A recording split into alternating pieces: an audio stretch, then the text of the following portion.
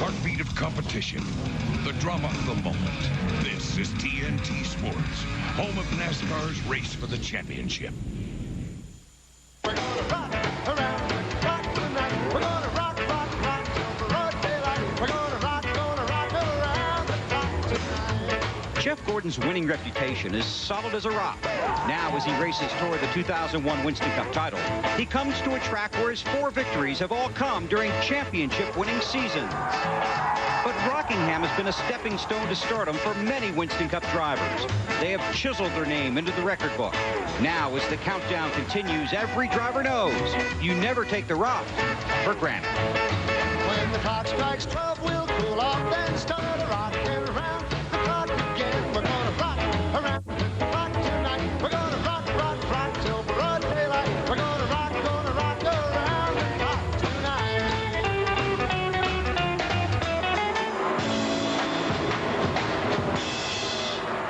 Give me fuel, give me fire, give me double shot it out.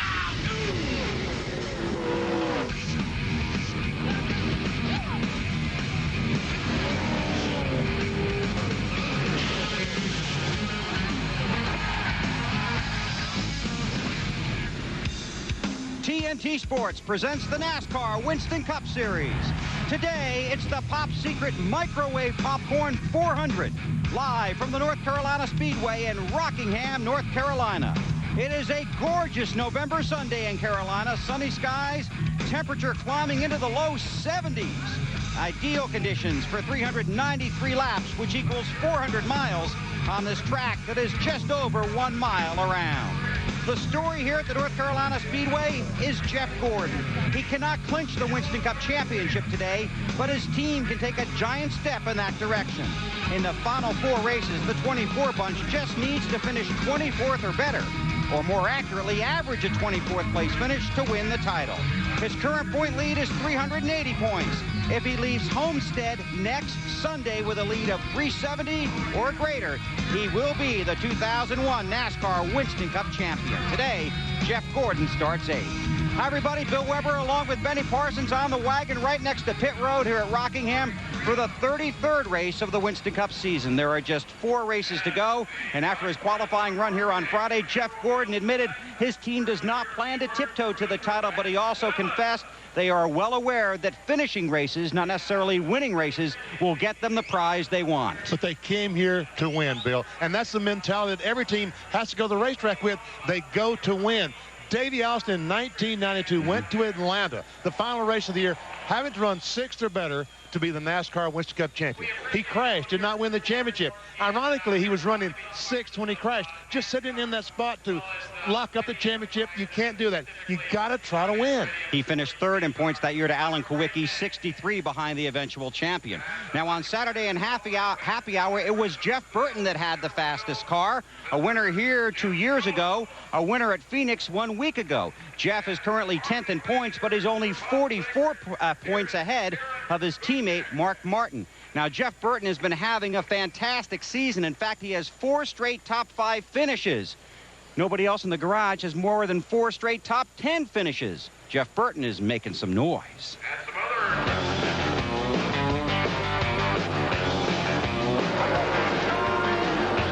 Jeff Burton started out the year with 4 of the first 6 races finishing 30th or worse.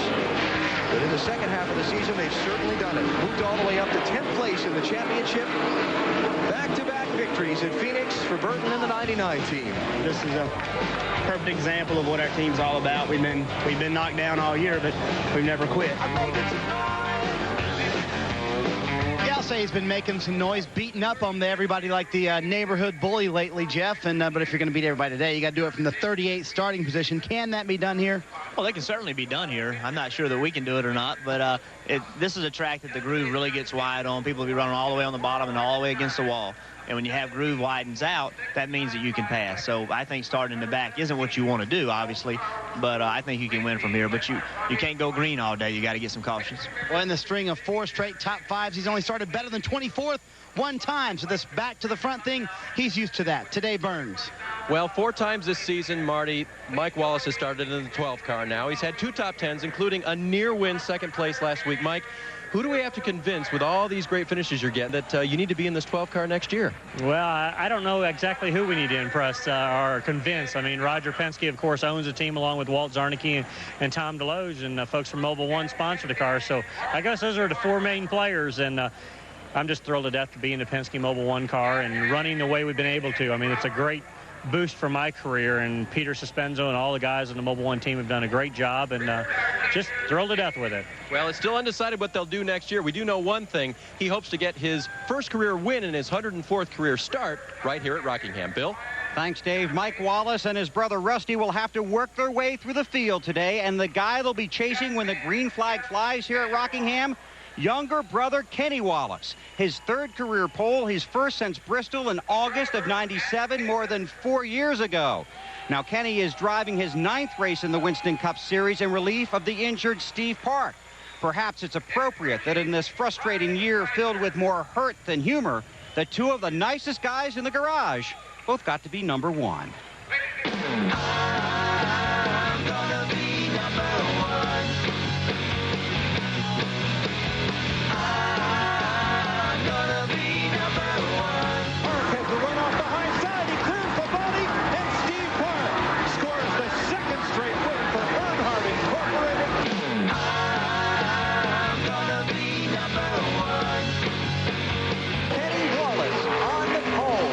Everybody says, well, you know, this car's really fast here. I said, look, I love the hell out of Steve Park, but I have a feeling it's the car. So I want to say hi to Steve.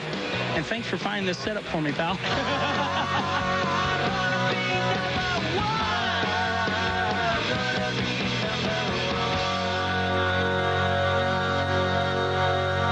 Number 1 car starts first today. Kenny Wallace, can it finish first again for the Rockingham sweep? Well, it done it once and it can do it again. The car's handling well, you know, so we'll see. It's a new beginning, a new day, and yesterday was different, and the sun's shining again today. It's a great weekend going for you so far. You on the pole on Friday. You won the Busch race on Saturday. Did 1 car help the 48 car yesterday, or you think maybe the 48 is going to help the 1 win today? You know, things are going right, Benny. I can't explain it. You know, I've worked hard on my Busch car for years here, setup-wise, and it finally played into our hands. And, you know, the 1 car, it's got a history here. Paul Andrews, incredible chassis, man, and Steve worked hard for that. We're here to finish it off and try to get 2 wins and sweep Rockingham this year. You did manage to post a strong finish last week at Phoenix, despite those 2 right front tires. Was that a team problem, a setup problem? What was the situation there, Ken? Well, it's a sensitive situation. You know, Paul Andrews got the car really handling well, but he felt that it had too short of a right front upper A-frame on. It's hard for the fans to understand that, but it's a geometry situation. And, you know, hey, we overcame those problems. That's my job. And, you know, I don't think that'll happen again. Paul's really safe and secure always on that right front tire. Okay, so when is Steve Park going to put his seat in your car and get your seat out of his car? Well, actually, I've been driving Steve Park's seat, so that's a good thing. I haven't changed anything. I just put the steering wheel down and adjusted the mirror, left his name on the car. I mean, his uniforms are still in there. All I've done is take over the driving. How's he doing? Steve's doing real good, but, you know, it's nothing contradicting from what Ty North said. Steve's still got double vision. He needs some time. And, you know, as frustrating it is, we all don't know when he's going to be back. We're just rooting him on. All right. Best of luck today. Thanks for coming up here. Good luck. Thanks, that's Benny Wallace. That's 2 of the Wallaces. There's 1 more. Rusty. Let's check on his situation with Matt. Bill, 1 week ago at Phoenix, Rusty Wallace had a dominant race car, improved it by leading 91 laps, and then tire problems crushed his shot at victory. And Rusty, could you pick a better place to try to bounce back again from a problem and pick up a win? Well, it's a good track for us to bounce back at. We're really running good. Yesterday, happy hour practiced. I feel good about our chances. I've won this race many times, so yeah, this could be a good track for us. 5 wins here at the Rock, only 1 win this year. He couldn't pick a better place to try to bounce back, and he's 3rd on the all-time win list here at the Rock, Bill. Thanks, Matt. As NASCAR on TNT continues, we'll take a look at Busch Series champion Kevin Harvick, who's having a dream season. Congratulations, champ. We call you champ there, buddy. And Kevin Harvick has the word. He's won the championship.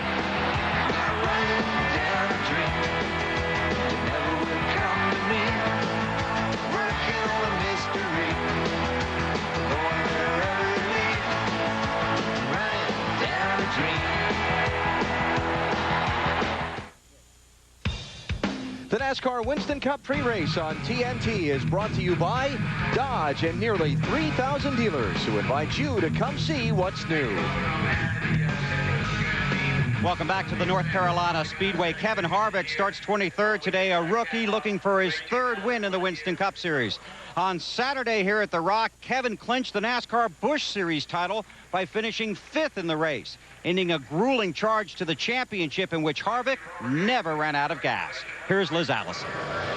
And Kevin and Delana Harvick did a lot of celebrating here yesterday. I had a chance to talk to the newlyweds about, let's say, their overwhelming year. Jeff Green is out of gas. The championship goes away as Green runs out of fuel on that right flag. He's won the championship.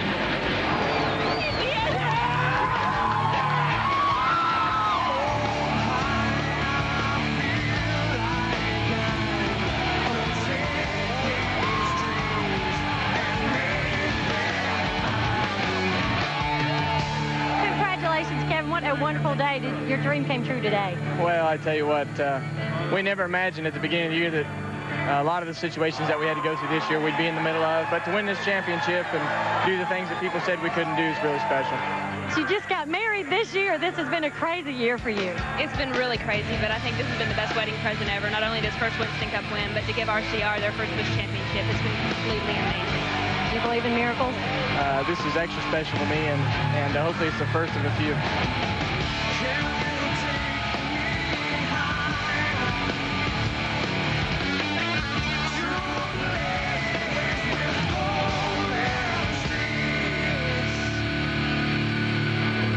Celebrate they did into the night, but today it's business as usual. Kevin's trying to finish in the top 10 in points in the Busch and the Winston Cup Series. And Bill, if there's anyone that can do that, I believe it would be Happy Harvick.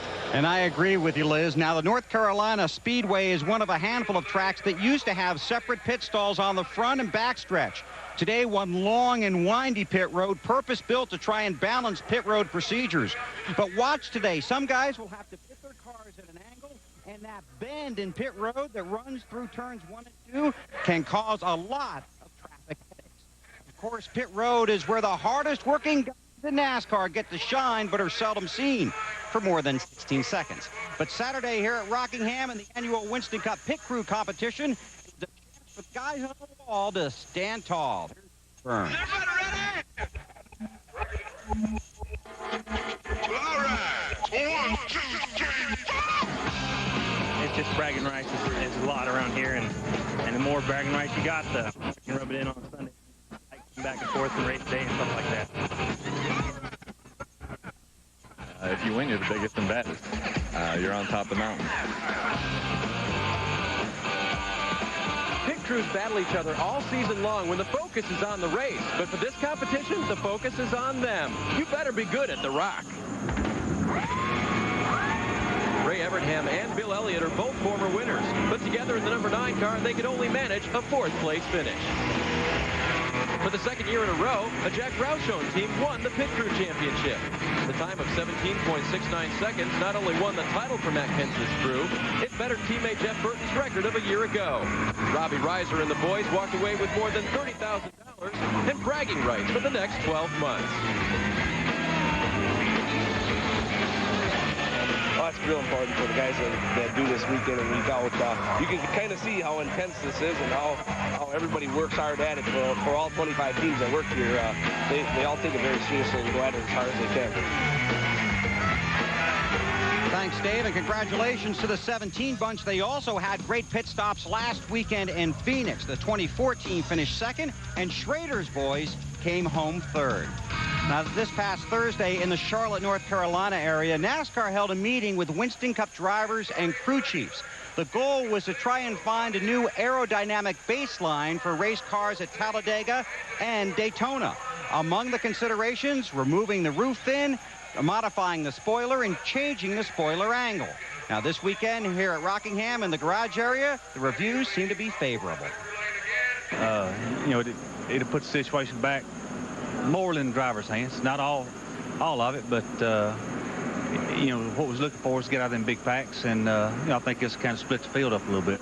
We wreck them. We're the ones that are wrecking going down the straightaway, you know. So you know, we just keep flip-flopping it, and I'm sure one day we'll find a level playing ground, what everybody thinks is good. But it's tight racing. That's what restrictor plate racing is all about. And the one thing we got to face up to is we'll never race without restrictor plates, not with the kind of stuff we got.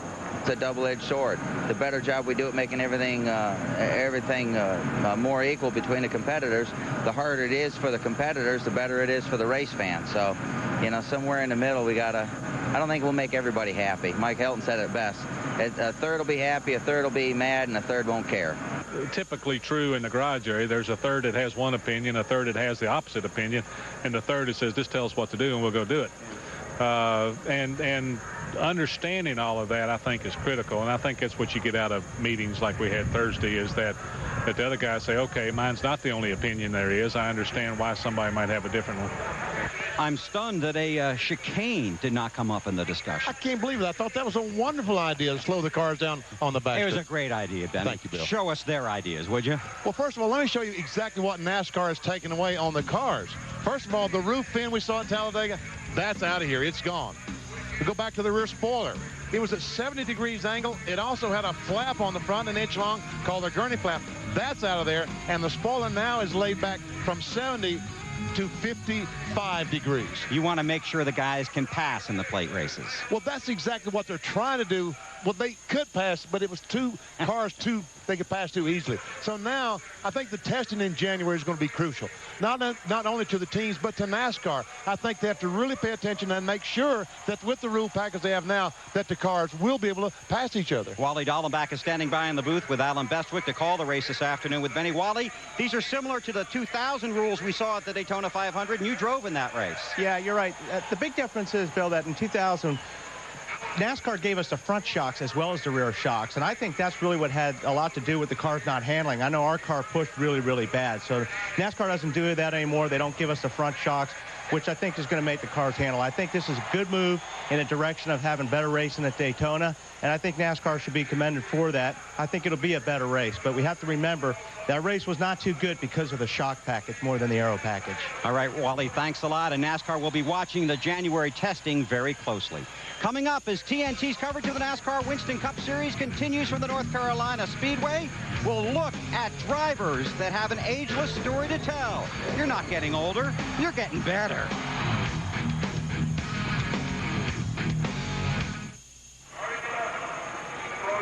Welcome back to the North Carolina Speedway, side of today's running of the Pop Secret Microwave Popcorn 400. This season, Michael Jordan is making his return to the NBA at the age of 38. The average age of the 43 drivers in the starting field here today is just under 37. 22 of them are 38 or older. 10 are 44 or older. And half of those guys have already won this season. In the NASCAR Winston Cup Series, age is not the gauge to shining in your golden years.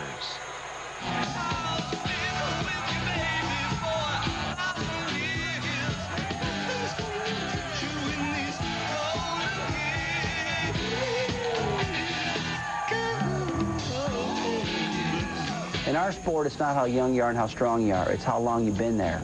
And understanding those setups and understanding what that racetrack does when the sun comes in, the sun goes out. Things like that. And this experience is the only thing you can do to gain that type of knowledge. This season, 10 of the 32 Winston Cup races have been won by a driver 43 years of age or older. Dale Earnhardt nearly won his 8th championship at age 49. In 1999, Dale Jarrett won his first, 12 days before his 43rd birthday. Last year, Bobby Labonte's came at age 36. Unlike other sports, when it comes to the Winston Cup Series, you're not necessarily racing the clock. Even though it works on your body somewhat, this is still more of a mental game. I think you become smarter. I think that you don't get yourself in some situations that the youngsters get in. I know when I was 25 years old, wow, I got in some stuff that I realized, ooh. You know, now you're a little wiser and early in the race, you know, you got all race long to make a pass, and just don't rush things till you have to. You still take the chances, but you take the ones that are worth taking, that they have some reward at the end of them. Athletes don't like to admit it, but coordination and reflexes do slow with age. Racers are no different. Plus, this is a contact sport, and following a hard crash, recovering and remembering are both keys to your career. From my experience, as you get older, it takes a little longer to heal. Are younger drivers more reckless than would you say? I wouldn't say they're more reckless. They're not more reckless at all. They haven't hit as many solid objects yet. They haven't woke up as near as many times not knowing where they're at. How about reflexes? I'm sure the reflexes will start going later. They haven't me yet, at least I don't think they have. I'm sure somewhere in there there's going to be an age that simply you've gotten to the point where your reflexes aren't as good, or you're not as sharp in a race car, or the fear factor now all of a sudden becomes an issue where it hasn't been before. Really, our off season is only about a month. When you're back in the car testing and stuff, so it's something that you're constantly doing all the time. So it's not like you sit out for 6 months and come back and say, boy, I don't know if I can do this anymore.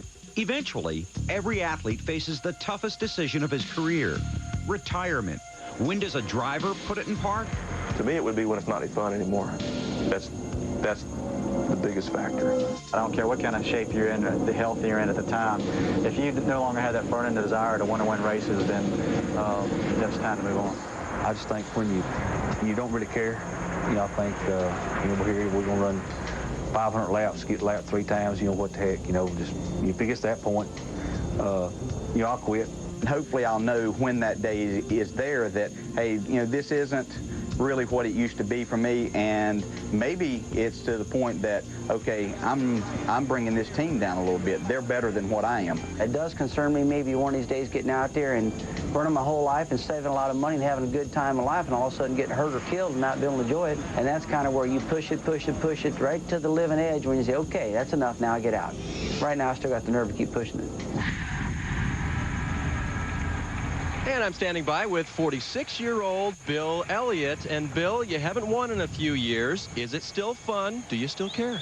Well, there's days that it's less fun than others, but if you're running good, it is a lot of fun. And yeah, if I didn't care, I wouldn't be here. I mean, that's a part of what you do. But it seems like the older you get, the harder you try sometimes, and that's not the thing to do. But this sport, it's a part of evolution. It's going to force you out whether you want to go out or not, and that's a part of what we do. All right, today on the grid, he starts 24th, and this is his 656th start. He will let experience take him through today. Bill? Thanks, Dave. Kenny Wallace going for his first Winston Cup win in his 240th start. Mark Martin and Ward Burton both got their first Winston Cup win in this race.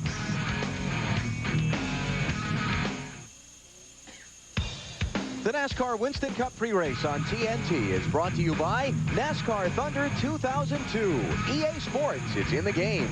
And by Subway, showing the world how great a fresh-made sandwich can be. Subway, eat fresh. Dale Earnhardt Jr. starts 21st today after the win at Talladega. A disappointing 37th last Sunday at Phoenix. So obviously last Monday, Jr. probably needed some cheering up. Who better to do that than NBC Tonight Show host Jay Leno? Please welcome Dale Earnhardt Jr. And you're a single guy, yeah, which is very cool. Some terrific women go to these NASCAR. I mean, I always see them with them. Oh my, yeah, yeah. They're always with somebody, you know what I'm saying? Never see them walking around in groups by themselves, Really? But that would be cool if they did. So. If you do want to come to a race, I'll get you a pit pass. Oh, yeah. There was talk about retiring the number 3. I might have a son down the road might want to race it, or somebody else that wants to drive it, But first you got to get a date with those girls. Yeah. I am sincerely afraid to ask this question. How many requests did you get for pit passes, Junior? I don't know how many, but I know my sister came over to the house and was just raising Cain at me about it. But she's got a lot of phone calls, and my PR man, Jay, got a lot of phone calls. So probably not a good move. Yeah, kind of made a small miscue there, but it was funny. We had a lot of fun, but the Tonight Show was great. Jay Leno and those guys really made me feel comfortable, and it was a blast to do it. And hopefully we'll have more opportunities, win some more races down the road, and have more opportunities to get on there. When it comes to racing, he has fallen back to 7th in the points, but the goal, Dave, of 3rd in the points, still reachable. And for Ricky Craven's team, his goal has been to get this first-year team on track. They did so right here at Rockingham earlier in the year, where he finished a strong 5th. And since then, it's been all good, including the win at Martinsville just 3 weeks ago. He was really excited. I mean, he was stoked to come back to the Rock, where he got this team rolling. Liz? And the Yates teams did not have the most impressive qualifying efforts here this weekend. Rudd had to use a provisional. DJ qualified 25th. I talked to Michael McSwain this morning, who is Ricky Rudd's crew chief, and I asked him what he thought about today's race. He said, I don't know. Ask me in 5 hours. The hour has come. Matt? And Jeff Gordon has a 380-point lead. Do you take off the gloves today, Jeff, and race for the win, or do you chase points? No, we race. You know, that's what we go to do every weekend, and that's what's gotten us to this point. And you know, I think with 4 races to go, I think 380 points still not a gimme. So we got to run hard, and you know, we're battling guys that run well every weekend at every track like Rudd, and we got to, you know, do what we came here to do, and that's try to win the race. What did that fan say to you? Don't do anything stupid. That's what I want to do. I want to be smart today and run the best solid race that we can. And he starts from the 8th position, Bill. Thanks, Matt. Great crowd here at the North Carolina Speedway. Keep in mind, this race has never been won by a driver starting outside the top 30. Pop Secret Microwave Popcorn 400 for the NASCAR Winston Cup Series. Kenny Wallace is on the pole this afternoon looking for his first Winston Cup win, and this his 240th start. Point leader Jeff Gordon is chasing his 7th win this season. He's a 4-time winner here. He's closing in on his 4th Winston Cup championship with 4 races to go. And on November the 4th, we're closing in on the command to start engines. And staying with our number 4 theme, Jeff Gordon will start 8th. I did the best I could. But here are 3 guys that know all about 4. You can often hear them yelling it on the golf course. Yeah. Alan Bestwick, Benny Parsons, and the king of the triple bogey, Wally Dallenbach. Yes, sir. Thank you, Bill. You know, one of the things that intrigues me the most about today's race is the fact that so many guys who had great cars in final practice are starting so far back in the field, and we get to watch them race toward the front. What a weird lineup we've got here this afternoon. You look at the fast cars, a lot of them are in the back. But what a great racetrack to be able to come from the back to the front. You can run 2 wide here without any problem whatsoever, most of the time. Most of the time. Yeah, tires, big story of the day. Tires. It's always an issue here at Rockingham. Usually the tires will fall off over 2 seconds during about a 70 or 80 lap run. So you're going to see some people maybe short pitting. There's going to be different strategies, but boy, it's nice to have that grip. It'd be an interesting race watching these guys in the front go to the back and the guys on the back come to the front and how the tires play into it. Let's get you a virtual view of this Rockingham racetrack with Benny's Thunder Motion. Thunder Motion powered by EA Sports NASCAR Thunder 2002. Hadn't even got the green flag yet and you hit somebody. All right, let's go. I'm trying to chase down Jeff Gordon. I want to get down to turn 1 on the very bottom of the race. Oh, don't get on the apron because see what happens? You go up the hill when that happens and it gets your car loose. Off turn 2, up close against that outside retaining wall. Jeff Gordon is still there. Okay, here he goes. On the turn 3 and 4 on the bottom of the racetrack. A little contact in the back. Sorry, Jeff, didn't mean to do that, but I want to turn under, come off the corner, and try to beat him to the corner. You can stay low in these corners when the tires are cold, but not when they're hot. I'll bet you didn't mean to hit him. EA Sports NASCAR Thunder 2002 now available in stores. The 73rd NASCAR Winston Cup Series race at the North Carolina Speedway is about to get underway, and you'll see it live on TNT. We'll come back for the opening ceremony next.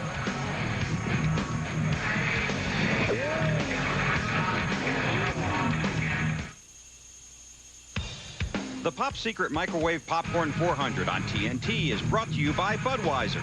With the crisp, clean, refreshing taste you'll find in no other beer, this Bud's for you.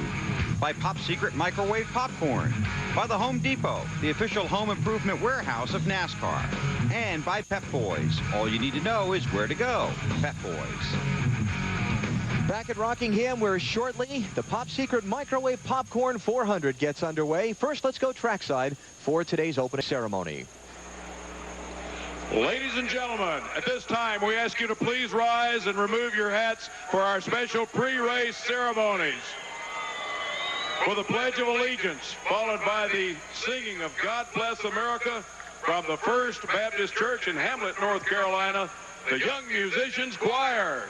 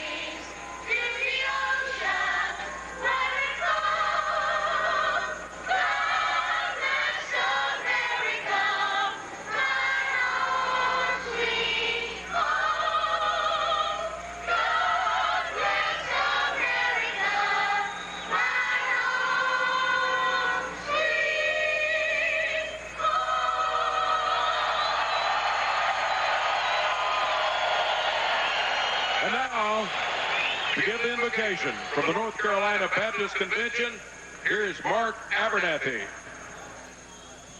Pray with me. Father, we thank you for this beautiful fall day and for the many blessings that you've given us. We thank you, Lord, for our country and pray that you would be with the men and women who are serving to defend her both overseas and here at home. We ask that you would give a special measure of your blessings and guidance and wisdom to our president and other leaders in these coming days. Help us, Lord, to be people of courage, integrity, and faith so that we may bring honor to you. We pray now that you would protect these drivers and crew members and be with their families during the course of this day. In the name of Jesus we pray. Amen. To honor America with the singing of our national anthem from the United States Marine Corps, here is Lance Corporal Mia Rollins. Oh, say, can you see by the dawn's early light what so proudly we hailed as the twilight's last gleaming, whose broad stripes and bright stars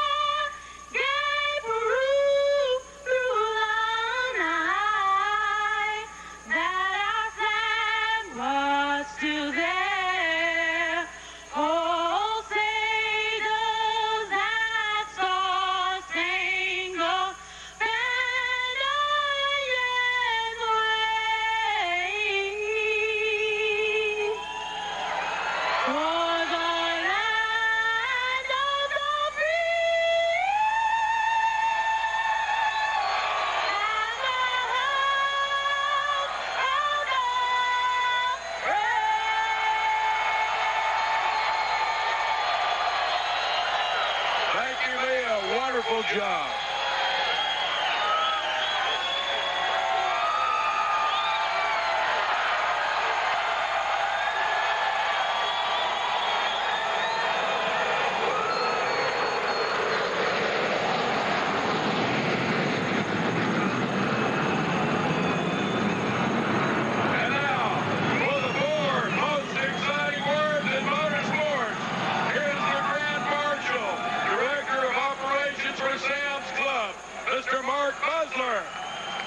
Gentlemen, start your engine!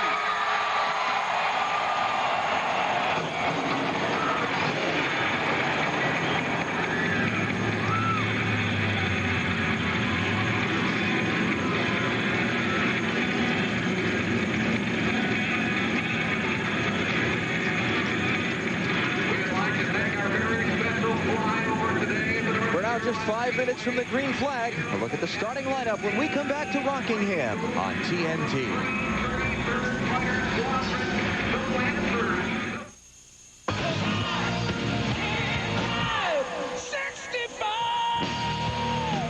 Budweiser, the official beer of NASCAR, is the proud sponsor of the Bud Pole Award given to the fastest qualifier at each NASCAR Winston Cup race. Kenny Wallace Friday becoming the 18th different Bud Pole Award winner this season. Since 1979, Anheuser-Busch has awarded more than $7 million as the title sponsor of NASCAR's Pole Award program. And now the Walmart starting grid for today's race. Wallace on the front row in the car that Steve Park drove to victory lane here in February. Ricky Craven finished 5th here earlier this year. He's also on the front row. It's Casey Atwood hoping to carry over the momentum from last week's great performance in row 2 with Jerry Nadeau, who's got his best ever Rockingham start. On the inside of row 3, Bobby Hamilton. He was the 97 winner of this race. Dave Blaney on the outside. Felipe Lopez, a new crew chief for him. Dick Trickle, 60 years old, his first start this year on the inside of row 4, alongside Jeff Gordon with 4 wins at this racetrack. Mark Martin got his first Winston Cup win here back in 1989. He's in row 5 with Tony Stewart. 8 top 10s in the last 9 races. He's hot. Kurt Busch made his Rockingham debut in this race 1 year ago, finished 24th. He's in the 6th row with Ken Schrader, his 34th start here at the Rock. On the inside of row 7, Joe Nemechek finished 10th here last October, and Michael Waltrip on the outside ran the fewest lap in happy hour yesterday. And on the inside of row 8, Kevin LePage did not qualify for the spring race here, and John Andretti in the 43 car. 9th row, Jimmy Spencer and Sterling Marlin. Spencer's best here at Rockingham, a 4th in 1998. Sterling Marlin finished 8th here in the year's first race back in February. The defending Winston Cup champion, Bobby Labonte, goes from row number 10. Top 3 finishes in 3 of the last 4 Rockingham races. And Mike Wallace finished 2nd at Phoenix last week. On the inside of row 11 is Dale Earnhardt Jr. went out of the race on the first lap here in the spring. Now on the outside, Kyle Petty has 3 Rockingham victories. Let's try to talk to Kyle Petty. Kyle Petty, Benny Parsons, you got me? Yeah, 10-4, Benny, I got you. All right, Kyle, you've had a lot of success at Rockingham. Is there any magic left with you at Rockingham? I hope there's some magic somewhere. We've been trying to get the magic back here at Petty Enterprises, but the Sprint Dodge has run pretty good here all week long, and, you know, Buckshot's done good, and hopefully John will be able to do something for everybody at General Mills and the Pop Secret guys today, so hopefully that'll do something for us for Petty Enterprises anyway. We'll try to find a little magic. Look hard for it, Kyle. Good luck. Okay, we're going next time by. Next time by, John. Kyle Petty going to come from row number 11 today, and look at all the hot shoes at the back of the field. Saw Dale Jarrett come by just a moment ago in the 16th row. Check out row number 19 of this grid. Ricky Rudd and Jeff Burton. What are you guys doing way back here? There's Johnny Benson, Matt Kenseth. Kenseth has 2 fourth-place finishes in the last couple of races. Got a long way to go to get there, but a lot of folks in the garage this morning thought Matt Kenseth had a great car in final practice yesterday, and he will come toward the front. Only one driver failed to qualify. Rick Mast was not able to make the field. And now less than a lap from the green. Let's go to pit road and get some final stories. Here's Dave Burns. Alan Dave Blaney starts 6th, and he's got a new title this week, Speedway owner. He bought the Sharon Speedway in Sharon, Pennsylvania, a track that he raced at. And his dad still races there, so now you can call Dave Blaney Mr. Owner as well. Marty? Well, Dave, let's give a call to 60-year young Dick Trickle, who qualified 7th. He said, my goals are simple today. I want to have fun, and I really want to be competitive. And I have a message for Dave Marcus, or the car owner. Set that hook softly when you catch the fish today. Not only can he still drive, he can also give fishing tips at the same time. To Matt Yoakum. Marty, Tony Stewart has a lot of motivation today. He starts 10th, but at 3 a.m. this morning, he learned this World of Outlaws team with Danny the Dude Lasowski behind the wheel clinched their first World of Outlaws championship. So now Stewart's also looking at points for himself. Now, only 84 markers out of 2nd at a racetrack where his worst finish in 5 starts is 12. He is 4th here before. He's hoping to get a victory today, but he's never led a lap at the Rock. Bill? Well, Matt, get ready to hear a lot about Jeff Gordon, not just today, but in the final 4 races of this season. As for this race here at the North Carolina Speedway, Jeff Gordon has 4 wins here. All 4 have come during years when he's won the championship, including 1998. He came to this race, all he had to do to clinch the championship was finish 40th. He won the race and celebrated the championship in style. Gordon cannot clinch today, but a win would certainly prepare the party scene for Homestead, Florida next Sunday. Alan? Bill, thank you. They obviously gave the field an extra pace lap because a little bit cooler than it's been the last few days. So while they come to the green, let's check some storylines. And Gordon, in his pursuit of the championship, will be high on the list. And he will race. Be no laying back for Jeff Gordon today, because after all, with 380-point lead, he can afford to race. Tires. They wear out fast here. You're going to see these times fall off about 2 seconds. Like I said earlier, these tires go off very quickly. Rudd, Jeff Burton, Dale Jarrett, they're in the back. They've got good cars. They'll be charging toward the front. We're going to have fun watching. 393 laps to make up the 400 miles. Kenny Wallace leads the field to the green.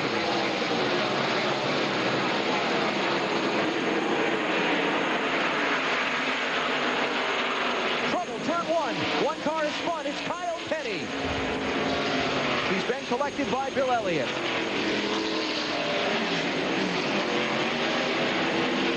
Well, think that's the magic he was looking for. He turned him around. The 8 car just drove it in there and turned him around.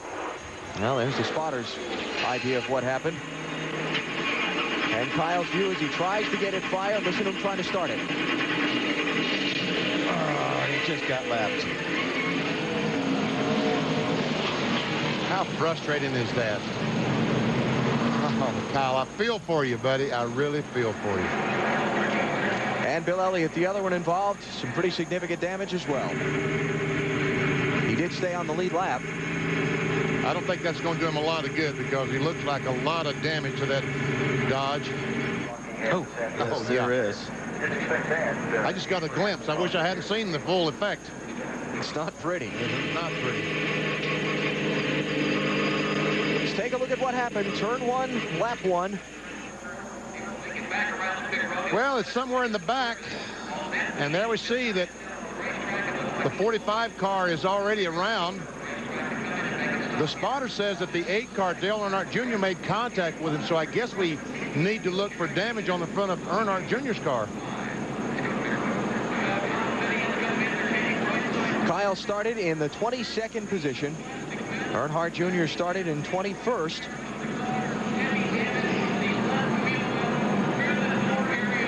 All these guys on the apron of the racetrack, the spotters have warned them that where the trouble is. Unfortunately, they really weren't up to speed, or it would have probably collected a lot more cars. So if Kyle started outside of Dale Jr. in the same row, maybe Kyle thought he was clear of Dale Jr. and oh, this would be a good look. Good shot of Elliott. Yep. Earnhardt Jr. got in the left rear quarter panel of Kyle. Turned him around.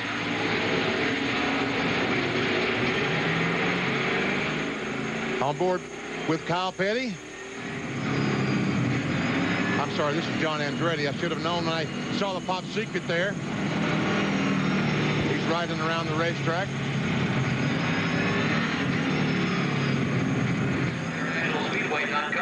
Oops. Dale Jr., how about his car, Dave?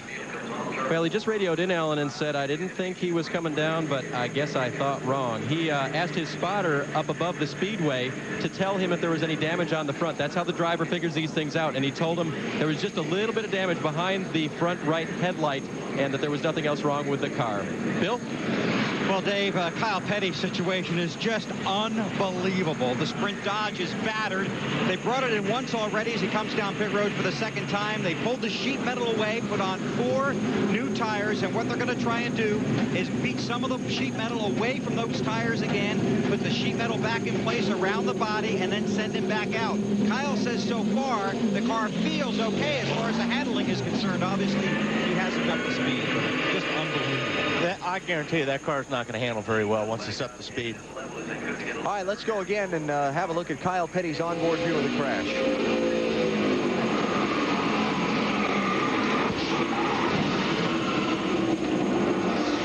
Man, oh man. Yeah, from that angle, it almost looked like Kyle was coming down, trying to get down on the bottom, and maybe he didn't realize the 8 car was there. It's a tough call there. And this is lap 3, run under the caution.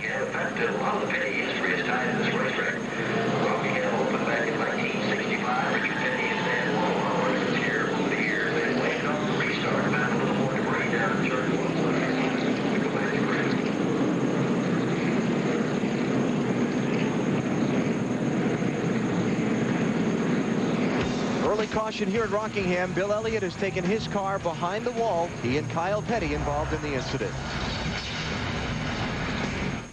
They've just taken the green flag here at Rockingham. We're back underway. Kenny Wallace leads. Ricky Craven is second. Casey Atwood being challenged by Jerry Nadeau for third. And see all those cars on the bottom of the racetrack? Folks, trust me, that will not last long. In 10 laps, we'll see the cars all over from the bottom to the very top. Nadeau has taken third from Atwood. Bobby Hamilton is to his outside. Looking for fourth spot. And he's got it.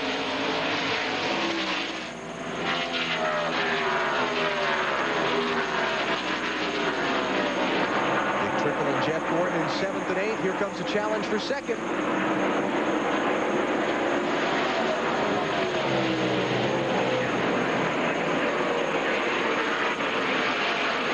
a 25, really flying in the opening laps. Someone handed me a note in the garage here this morning, said this is the same car that Nato used in Dover. Remember when he started 41st and came to second? Yep.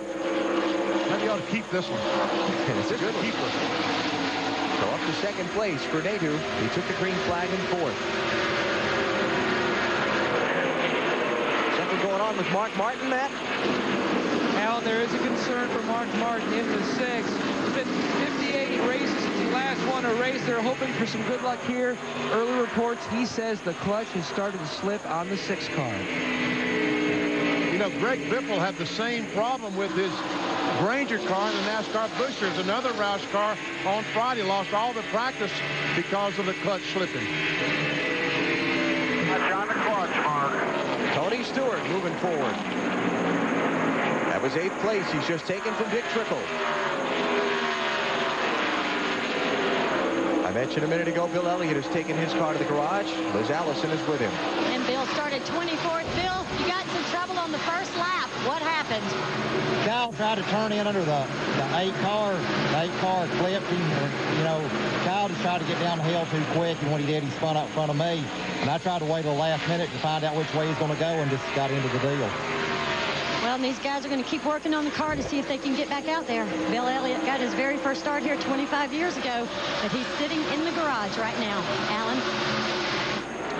Not too good for Bill, and Kyle Petty is back on pit road, having more work done to his car and losing more laps. And we can see that Bobby Hamilton already on the top of the racetrack. And here they come, all over the 1 and 2. Rusty Wallace trying to follow Bobby Labonte forward.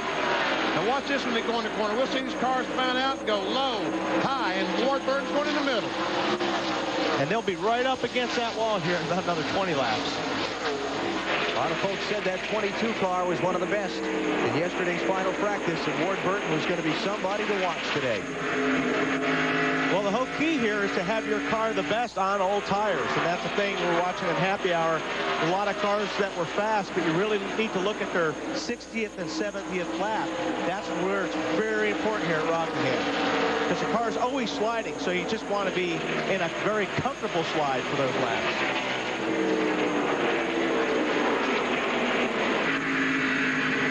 If there is such a thing. Yeah. Dale Jr. peek into the inside of Ward Burton. That's 20th place they're racing for.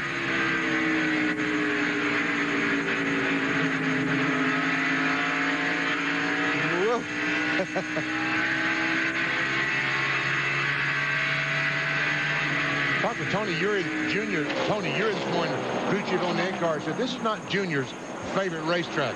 But after this weekend, it might be Kenny Wallace's favorite racetrack of all time. Won the pole here on Friday in this car, won the NASCAR Busch Series race yesterday, and in the hunt for his first NASCAR Winston Cup victory, though it's early in the event.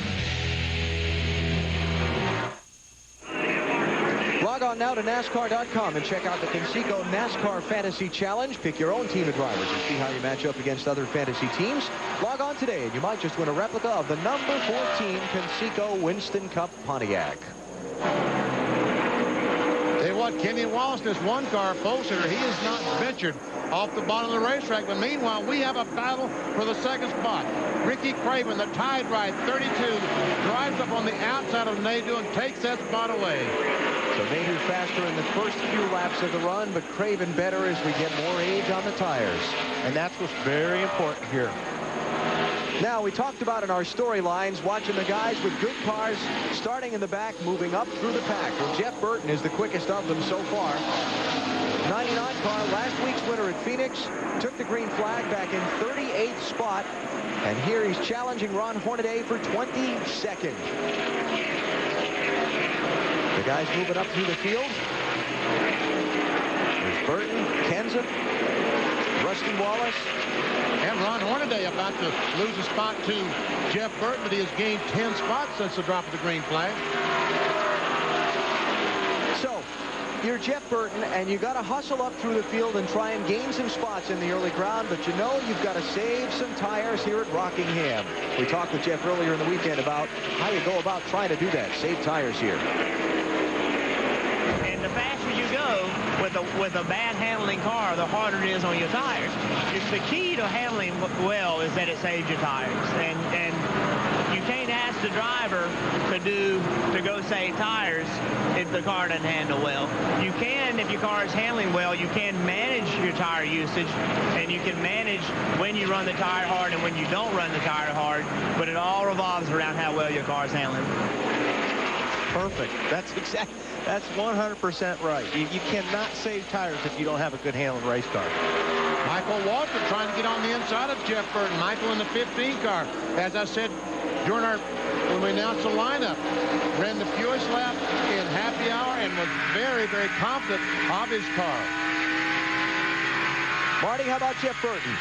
He's handling very well right now, thank you very much, as he chases down Elliott Sadler trying to gain another spot. And he said something interesting in happy hour yesterday. He said the car was too fast. So what they did was tighten it up a little bit so they could make it better on the longer runs. It was too good at the beginning of the run. They wanted to save some of that for later in the run. The way they did that is by tightening up the car, and they think it's made it better on the longer runs. So obviously his car was a little bit loose, which is pretty fast, but it will wear your tires out. You have a loose race car, you're not going to have much left after about 30 or 40 laps. Going to be leaning on that right rear tire real hard. So Burton here hung up in a pretty good fight with Mike Wallace and Elliott Sadler and Ron Hornaday. Sadler in the 21. And Mike Wallace in the 12. And Jimmy Spencer joins that battle. And this is all back for the 20th, 21st, and 22nd spots. And now for 23rd and 4th between Mike Wallace and Spencer. Nothing's changed up front. Kenny Wallace still kind of cruising around there. Well, something has changed because Ricky Craven is closing in on that one car. And I think Kenny Wallace is going to have to move to the top of the racetrack pretty soon. Meanwhile, Matt, what do you got for us? Kenny Wallace was very comfortable running the bottom, but his crew chief, Paul Andrews, said try the high side because 3 or 4 other cars are actually faster than you on the high side. That's where you see Ricky Craven, the 25 and 55 cars. So Kenny went up high, but he said he felt better on the bottom, so he was going to go back down to the bottom, but he did search around a little bit, trying to see maybe that one car might feel a little better at a different part of the racetrack. Look at Craven. Look as he comes off this corner and just looks like he gained bus lengths up in 3 and 4. Bus lengths? Bus lengths, not car lengths. I'm talking about Greyhound bus lengths. Now, when he goes to 18-wheeler lengths, we'll know he's really done something. Bus lengths. So Craven eating up Kenny Wallace for the lead right now. Look how close he is to that wall. And that's where he's making up all his time, BP. He's right up there in between 3 and 4. It's almost like a Darlington turn in 1 and 2. It's a matter of laps before Ricky Craven has the lead. Look at this. Joe Nemechek working on Jeff Gordon. This would be for 7th place. And Nemechek started in 13th. And both of Andrew Petrie car now in the top 10. Bobby Hamilton currently running in 4th position. Now, just moments ago, Mark Martin and Mike Wallace got together racing for a spot. Let's check it out. Oh my goodness. Wow. Mike, that is one terrific job saving that ride.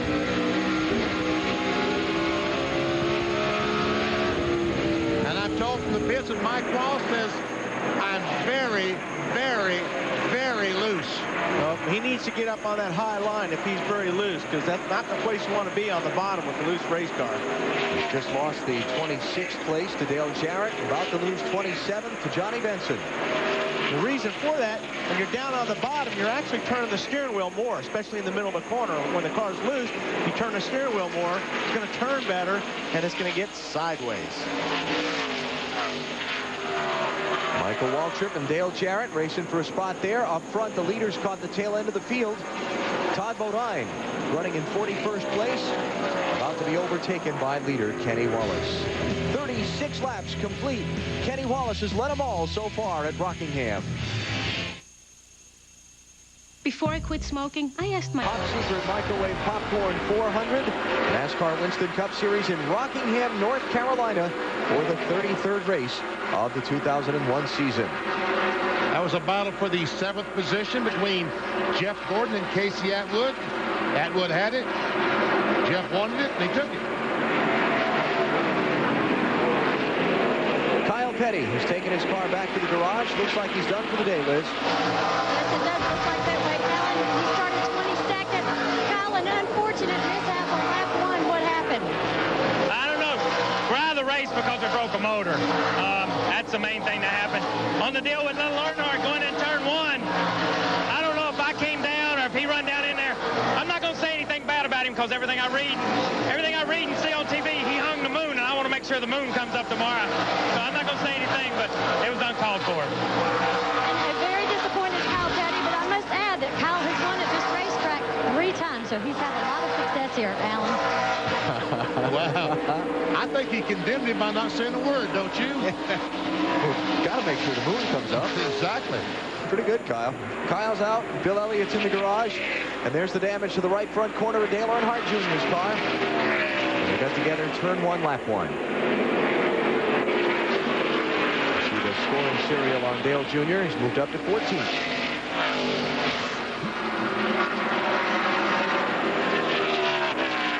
Tony Stewart has taken the 4th spot away from Joe Nemechek.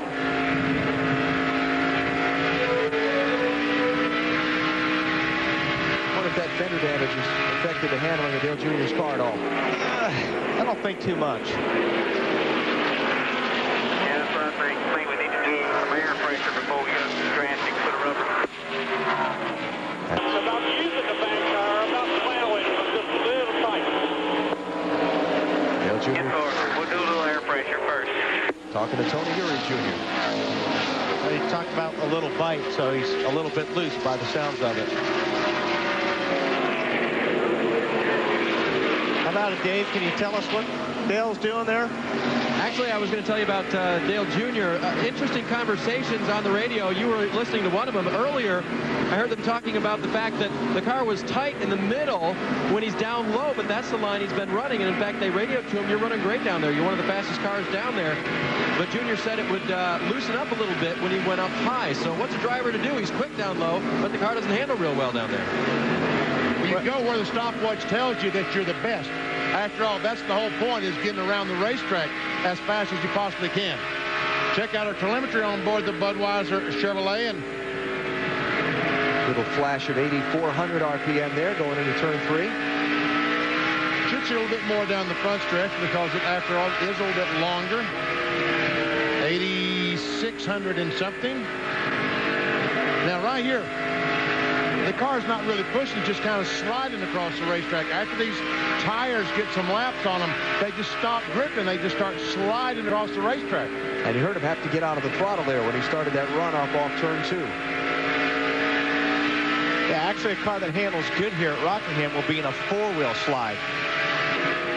Just evenly slides up the racetrack. Yeah, it's not if you slide, it's... You're going to slide. You just don't want it to slide too far. How controlled of a slide you're in. Tony Stewart's on the move. Yeah, Tony's car was really, really good on the long runs in happy hour as well. He stayed out there a long time, as well as Jeff Burton and Mark Martin, really working on that car in the long runs. Jerry Nader waves him by to that spot. Dave Burns. And he just radioed in, Alan, pretty balanced right now. Those were the words from Tony Stewart. So he's pretty happy with the car and doesn't look like they're going to make any major changes during the first round of pit stops. Balanced is good. Aerial views here at Rockingham, courtesy of the United States Army, an army of one. Todd Bodine's Kmart car was so bad that he decided to heck with it. He's going to come in and get 4 fresh tires, make some adjustments, and try his luck with 4 fresh tires. He had already been lapped by the leaders under the green. There's Todd leading the pit lane. Started the race back in 43rd spot, last in the field. He's 2 laps down now and running 41st.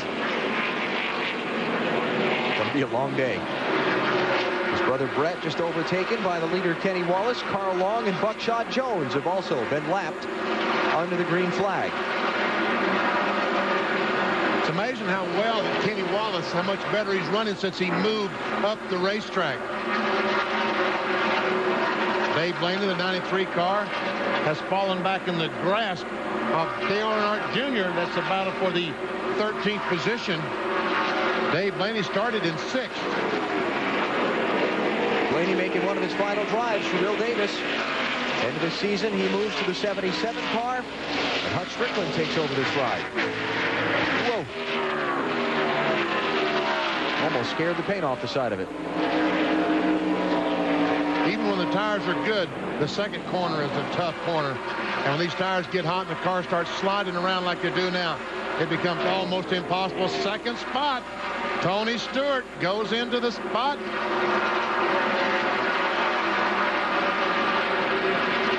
So, Stewart, after starting in 10th, moving forward at lap 54 to the runner-up spot. Check the gap. He's 1.8 seconds behind Kenny Wallace. There's the scoring serial on Tony Stewart.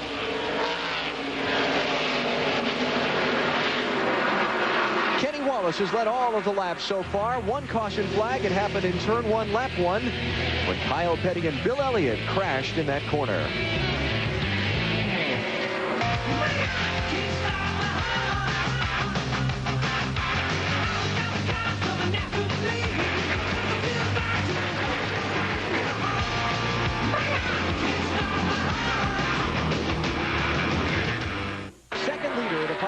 Microwave Popcorn 400. Man, was that easy. You can see how much less racetrack the 20 car is using than everybody else. The 1 and the 32 slide right up to the wall in turn 3 and 4. But the 20 car is staying a little bit lower, which means he does have a good handling car right now. Tony Stewart started 10th. He's taken over the lead after Kenny Wallace led the opening 61 circuits of the race. Now Stewart's got a lot of heavy traffic right in front of him. Yeah, that's the good news is he's the lead. The bad news is he's got a lot of traffic that does not want to go a lap down right in front of him. John Andretti. Stewart overtaking here. Andretti running back in 36th place. Robbie Gordon went a lap down a minute ago. Now we're up to 65 laps in this opening run of the race. And Bill, how much farther will they go before we start to see some people make some pit stops? It's going to be interesting to watch, Alan. Some guys are tight, some guys are loose. Guys have been screaming since lap 10 that they want tires. But here's the situation. When they do decide to pit, pay very close attention. This track has a very funky pit road. Not only its length, but its history. Remember, Dale Earnhardt had the missing lug nut that wasn't really missing at this track. Ricky Rudd fired crew guys on his pit crew during the race at this track and then stayed out so he didn't have to pit because he didn't want his guys pitting, and then he won that race. Very strange things happen on this pit road. Pay close attention. Matt? Bill, while the 1 car reported that he is loose up off the corner, and that's why the 20 car got by, and that's the same thing that the 25 car, Jerry Nader, reported.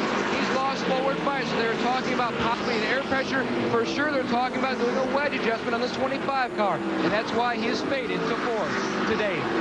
Interesting note, Matt, when the cars come down to pit lane, one of the only guys who has guys with helmets on for his pit crew, it's a very dangerous thing down there. Bill talked about weird things happen, is Ricky Craven. His guys all wear helmets because Cal Wells, the car owner, thinks that's the way to go. Right now, Ricky's car tight, and the car has been that way pretty much from the start of the race. Marty? Well, Dave, Jeff Gordon has an outstanding record at Rockingham in his last 9 races here. He only has 1 finish out of the top 4. But I think after about 65 laps today, he's had enough of this setup. The car is loose in, tight in the middle, and pushing off the corners. He started 8th, and he's running 9th. Fix that problem, guys. What was that? Loose in, tight in the middle, and tight off. Tires. Tires, yeah. Fix that. That'll fix everything. Come on in and put 4 on, right? Gordon running back in 12th spot now. Ward Burton continuing to charge forward. Ward started 25th in that 22 car. And Schrader in the 36 car just drove by Jeff Gordon, as did the 22 car. So Gordon's car is very, very slow now. He might be coming to the pit road. I believe he is. No, he's trying the low line. He was running so low, I thought he was coming. About 10 more laps, and we can help you out. About 10 more laps. There's the story there. Well, loose end is very bad, especially at Rockingham. It's very hard to be fast with the race car that's loose in the corner. The car wants to turn sideways when you turn the steering wheel down in. It's a handful. Look at that, 133 miles per hour the last lap, and the leader ran 136 miles per hour. Marty? The whole problem, guys, if you want the whole problem, loose end, push in the middle, and no forward bite off. So go about fixing it from there if you want to. Yeah, well, when if you're loose in, you're off your rear tires, and when you're off your rear tires, you can't push the gas pedal down because you just get wheel spin. So he's really having to get after that throttle very slowly and push it down like that thing's an egg. Well, when you do that, and guys can get in the throttle, you're going to get beat bad. So again, Jeff Gordon back in 13th place. How about this? Joe Nemechek has started 13th, has moved in the second spot, and might be a little bit faster than Tony Stewart. Well, okay, that might be a stretch. Whoa, there was loose right there. His team needing sponsorship for next season. And they're showcasing well early in the race today. Ricky Rudd said, hey, I've had all this I can stand. Michael McSwain, crew chief, fix this thing, give me 4 fresh tires. Ricky has just gone a lap down. Been overtaken by leader Tony Stewart, so he comes in at lap 72. And here's that curved pit road that we talked about in the pre-race show. Dave? Ricky radioed in. He had talked about being loose off. They're going to make a chassis adjustment in the back. You see the wrench turning. Lots of adjustment back there. Wow, he must have been really loose off. They'll change 4 tires and put 2 cans of fuel in as well for Ricky Rudd. Good stop. And now it's going to be unbelievable to you fans just how much faster that Ricky Rudd's car will be than any other car on the speedway with those 4 fresh tires. Change for 4th spot. Bobby Labonte has just passed Ricky Craven. Labonte started in 19th, and now he comes up to challenge that 25 car, Jerry Nadeau, for 3rd. Looks like the Joe Gibbs boys have got this long run on tires thing figured out here today. And Bobby Labonte started in 19th, and right now he's only about 3 seconds behind his teammate and the leader, Tony Stewart. Again, this for 3rd place.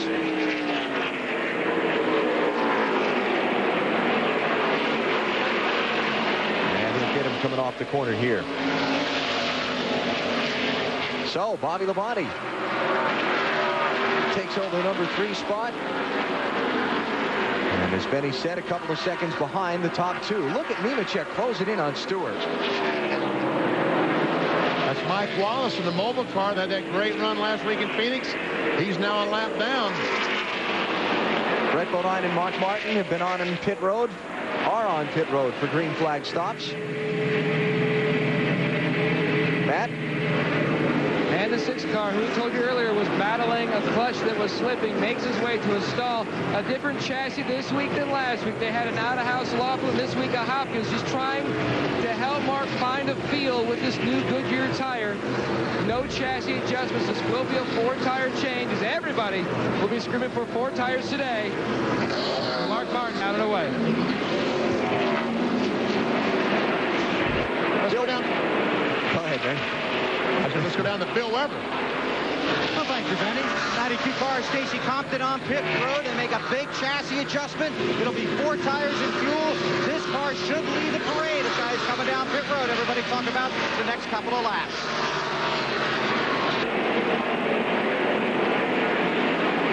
Danger in pitting before the leader does under the green is if a caution comes out now, you're trapped 2 or 3 laps down, and it's going to be a long day for you. And Nemechek for the top spot with Bobby Labonte closing quickly in 3rd. And Nemechek is right there and goes into the lead off turn 1 and 2. What a great move. What a great car he has. 3rd different leader of the race. Nemechek with only 3 top 10 finishes this entire season. Jeff Gordon on pit road. Marty. Boy, have these guys fallen through the field, Alan, all the way back to 18th as he comes in. will reiterate his problem. Loose in, push in the middle, and no forward bite off. They're going to do some air pressure. They also do that wedge adjustment. It will be 4 tires for these guys. They had a good day in the Pit Crew Challenge yesterday. Finished in the top 5. They get the left rear on, and Jeff Gordon goes back out on the track. Trickle followed Jeff Gordon down the pit lane. Elliott Sadler, Casey Atwood, Terry Labonte, and Mike Wallace are all in. There's Atwood.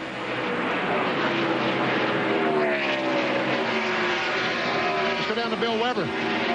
Mike Wallace on pit road. Remember, his car was loose. They make a wedge adjustment, put on the right side tires, come around to the left. This team looking for another strong run, but they really need a win if you think this team can survive the next season. Wallace on his way. Good pit stop. But you're right now. If the caution light should come out, a lot of teams. It would be a disaster for so many teams. Deep trouble if they get a caution here. Dave Blaney on pit road. Comes to the attention of the Bill Davis team. And we go to Dave Burns. And Alan Dave, of course, had a great qualifying run starting up front for this team. He leaves this team at the end of the year and joins the 77 team. So he's still trying to make a big splash before the year is out. He'll come in. He was complaining that the car was very, very loose. And so we'll see what the team does to try to adjust that. So go ahead and go to fuel. They will make a chassis adjustment in the rear of the car while they fuel it and change 4 tires. That'll be a track bar adjustment that will change the way the right rear of that car sets up to try to make him a little bit tighter on the track. Marty? Kevin Harvick started 23rd. He had fallen back as far as 30th, but up to 25th as he hits pit road here. The newly crowned NASCAR Busch Series champion. He is tight. I asked Kevin Hamlin if he tight in 1 and 2 or tight in 3 and 4. He said yes, so he's tight everywhere. And the car not running as he comes down pit road. They will have to get it started here. That will cost him a lot of time as the left side tires go on. They now get it cranked back up for Harvick, and he goes off pit road. To Bill Weber. Joe Nemechek hits as the leader of the race. An outstanding run. Nemechek has been very quiet on the radio. Don't expect to see any chassis changes here. It's going to be 4 tires and fuel. Nemechek in one of his last 4 rides for Andy Petrie Racing, leaving at the end of this year. An announcement expected in Atlanta. Could be headed for Travis Carter Racing. Would love to take this team to victory lane before he leaves. Now they're having trouble on the left rear. A lug nut fell off. Very costly at Rockingham under green. 19-second stop for Nemechek. Bobby Labonte is the new leader. Rusty Wallace is in. Jeff Burton is in. Jason Leffler's in. And Rusty Wallace, right side they've been changed. The left side is on, and away he goes. Let's go, Marty. Well, we talked about the great progress of Jeff Burton. He started 38th. He got as high as 17th, but then fell back to 27th. The car extremely loose, and they're having trouble in the left rear. They drop a lug. Now they have to rethread it by hand. They do a track bar and a wedge adjustment, and a long stop for these guys. Jerry Nadeau's in, Johnny Benson, Sterling Marlin, the latest on pit road. As this cycle of green flag stops continues, while Bobby Labonte and Tony Stewart continue to hold the top spot. Matt? Jerry Nadeau skids to a stop. The same car he drove to a second-place finish at Dover. They are making a chassis adjustment on the 25 as the wedge wrench gets hung in the hole. They come around to the left side. They took 1 pound of air in on the left side tires and then the 1 round of bite, and Nadeau is gone. I was impressed with that jack, man. He ripped a sheet off the windshield and let the jack down almost at the same time on Jerry Nadeau's car. All right, here comes Tony Stewart. Along with Jimmy Spencer, Kevin LePage, Bobby Hamilton Jr., and Ricky Craven are on pit road at lap number 88. Stewart got a long way to go at 45 miles an hour before he gets to his pit stall. And we see that concrete pit road. These drivers got to be very careful leaving pit road not to break an axle. Davies coming to you. And the anticipation is great down here, Benny, because the guys can't see around the corner. Finally, they see their 20 car come around, and they go to the right side. They're going to make a track bar adjustment. He mentioned that he would need a little bit more forward bite and a little side bite, so the track bar will be the only adjustment that they make. Ricky Craven has pulled around him. His crew will try to fix his car as well. Craven was a little bit tight. Bill? Another outstanding run for Matt Kenseth, who had to start 40th and has worked his way up toward the front of the field. Now on pit road, wanted to pit 1 lap after Tony Stewart. 4 tires, fuel, no changes to match. And the leader, the 18 car, Bobby Labonte, is in a 4-tire change of fuel. They also made an air pressure adjustment in the right rear. He was a little bit loose up off the corner. And a great pit stop for Labonte. Most of the other leaders had some trouble. We'll see. That should put him way out front. Dale Jarrett has been in. Ken Schrader's on pit road. Michael Waltrip is on pit road. Dale Jr. heading out. Waltrip actually led this last lap as one of the last to come in pit of the leaders.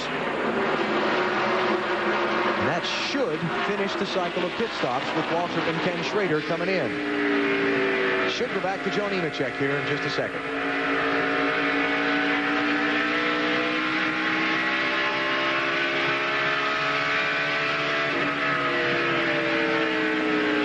So off the pit stops, it's going to be Joe Nemechek, Jerry Nadeau, Bobby Hamilton, then Bobby Labonte and Tony Stewart. They'll be the first 5. And the reason that Bobby Labonte is not leading the race with that great pit stop is those fellas stopped before he did. And they were back on the racetrack running about 2 seconds a lap faster than he was out there on used tires. So if they stopped 3 laps earlier than he did, then they made up 6 seconds on the speedway. So Labonte back in 4th. Nemechek is the leader. We're just through a round of green flag pit stops here at Rockingham, almost 1/4 of the way through. 9 laps complete here at Rockingham in the Pop Secret Microwave Popcorn 400. 99 of 393 that'll make up the distance. The beauty and sometimes the difficulty of pit road. 25 car, Jerry Nadeau is in the pits. Jackman, a left-handed Jackman. You don't see that very much. Tires come up and watch as he pulls off the windshield strip and lets the jack down at the same time. Bravo. That was really good. Now, on the other side of the coin, things can sometimes not go the way you plan it. Watch the Jackman on Tony Stewart's car. He trips. Oh, look out, guys, that Jackson. Oh, he finally grabbed. And it's a good thing that Jack only weighs about 30 pounds because he could not stop for about 2 days within a 75-pound Jack. Didn't lose that much time. It was a 16.2 pit stop, so he only lost probably about 1.5 seconds. Good recovery. Here's our green flag pit summary. And that's the 2-lap time it took to get the in-lap and the out-lap on pit road. Is that right-hand column, the total time? Jerry Nadeau, in and out fast.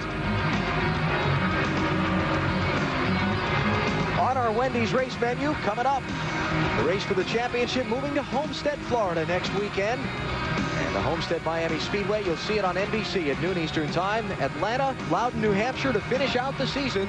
Which one of those will it be when Jeff Gordon claims the NASCAR Winston Cup title? Hope you're with us to find out. Joe Nemechek is the race leader here at Rockingham, one of 5 drivers who've been out in front. There are the top 10. You're watching NASCAR on TNT.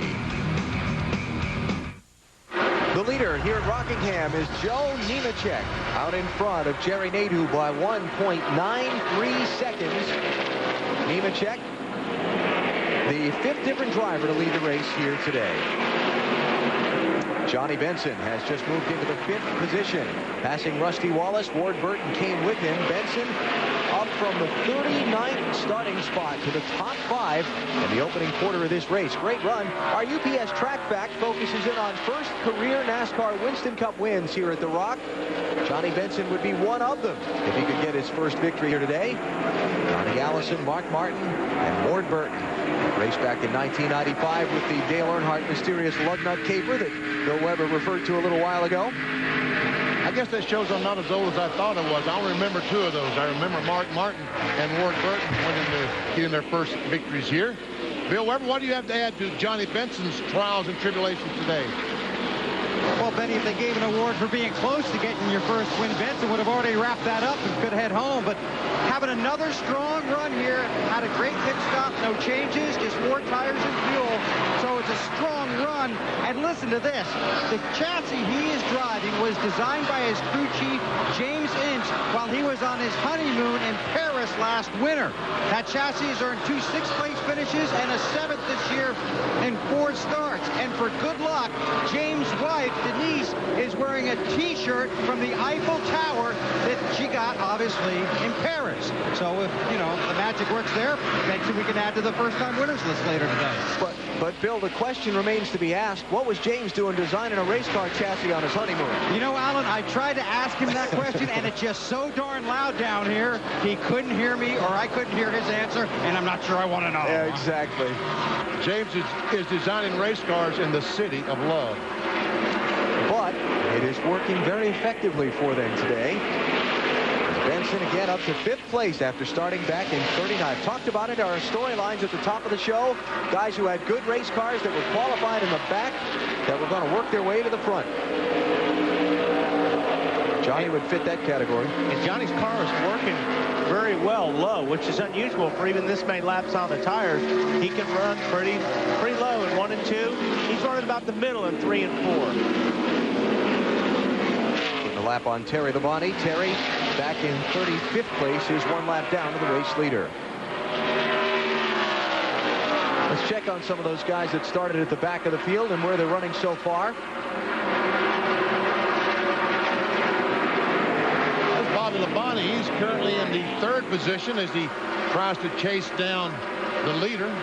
There they are. Matt Kenseth 14th, Ricky Rudd 18th. Rudd had been lapped before that pit stop, so short pitting had worked to his advantage. Yep. You guys talked about the concept earlier. Burns, what do you got? Well, and on the converse of that, long pitting did not help the 32 car of Ricky Craven. We talked about the 28. He stopped on lap 71. The 32 of Ricky Craven stopped on lap 88. And Nick Harvey, the team manager, told me that's where we lost all of our time, was staying out. They had a great pit stop. It was sub 15 seconds, but they lost all their time on old tires on this old track. Leader Nemechek in that blue and white 33 car, starting to see the 2nd place man loom larger. Well, this Nemechek is having all kind of trouble trying to fight his way through the traffic. These cars, like Mark Martin and the cars of his lap, do not obviously want to go that lap down. They've tried their best to stay out in front of Nemechek, and that has really slowed his progress.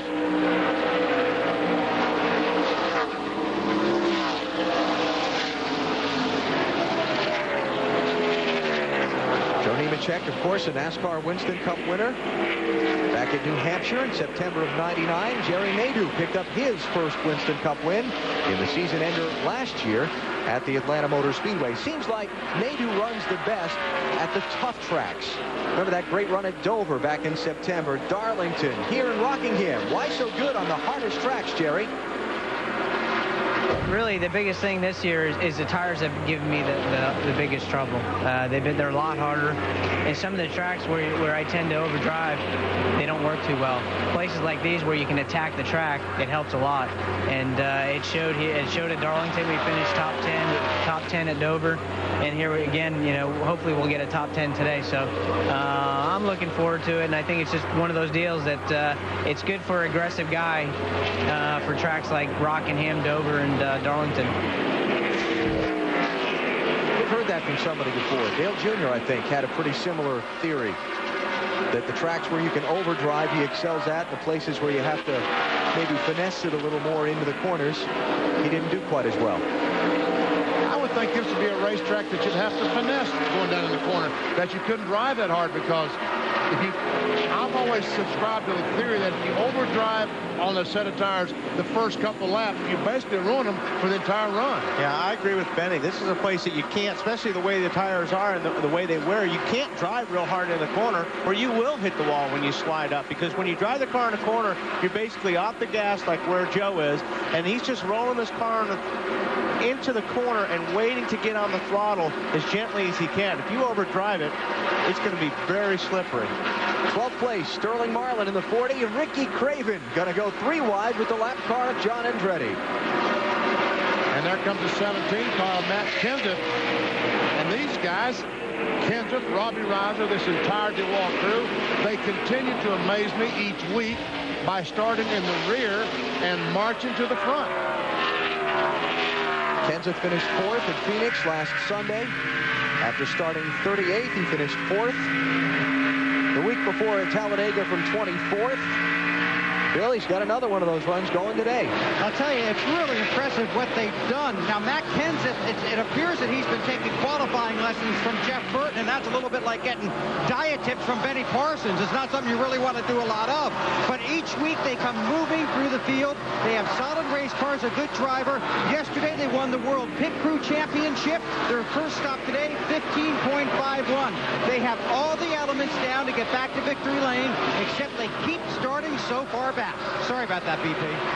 I'll get you for that, Weber. I have no doubt you will. I'll get you for that. You got one coming, big boy.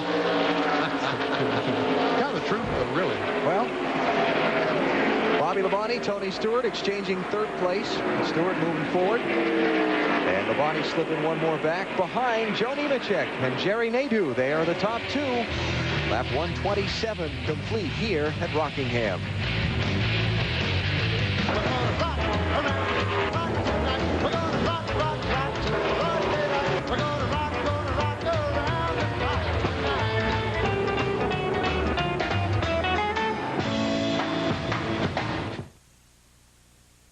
We've 400, an absolutely gorgeous day for early November in the Carolina Sandhills, and a beautiful day for Joe Nemechek, who continues to pace this event. We look down on the track from our U.S. Army Skycam, courtesy of the United States Army. There are 212 ways to be a soldier. Find out more at GoArmy.com. Coming up next on TNT, get ready for more action from two guys who don't exactly get along. Benny Parsons and Wally Gallumet. No, Jackie Chan and Chris Tucker star in Rush Hour next on TNT. He said that. I can't believe he said that. We get along just fine. That might be the question I get asked most when we go around, you know, and mix among the race fans is, do Wally and Benny really not like each other? Well, I see that Bobby Labonte has moved past Jerry Nadeau into the 2nd spot. And past Tony Stewart to retake 3rd just before that. That's right. The last time we saw it, Tony Stewart had passed him. Well, Bobby Labonte passed him right back. And he's only a 2nd and a quarter behind the leader, Joe Nemechek. Same pattern we saw on the first long run of the race. Labonte and Stewart were about the best when we got the greatest wear on the tires. Labonte's last lap was a 26.4 second circuit. Nemechek, the leader, 26.6. How about Labonte, Matt? Well, Al, if you look at Bobby Labonte's season, it's been up and down, and that's kind of how the last 2 weeks have been. Last week, a great race car, but inconsistent tires. One set would be tight, one will be loose today. Everything is clicking off like clockwork, but Bobby Labonte has a game plan. He and Jimmy Makar talked about it on the grid. They won't talk about it on the radio, and they said just recently on the radio they are sticking to their game plan. They will do their pitting strategy unlike anybody else, no matter what anybody else says. Right now, though, the car's a little bit tight, but there is a slight vibration, but he is moving to the front.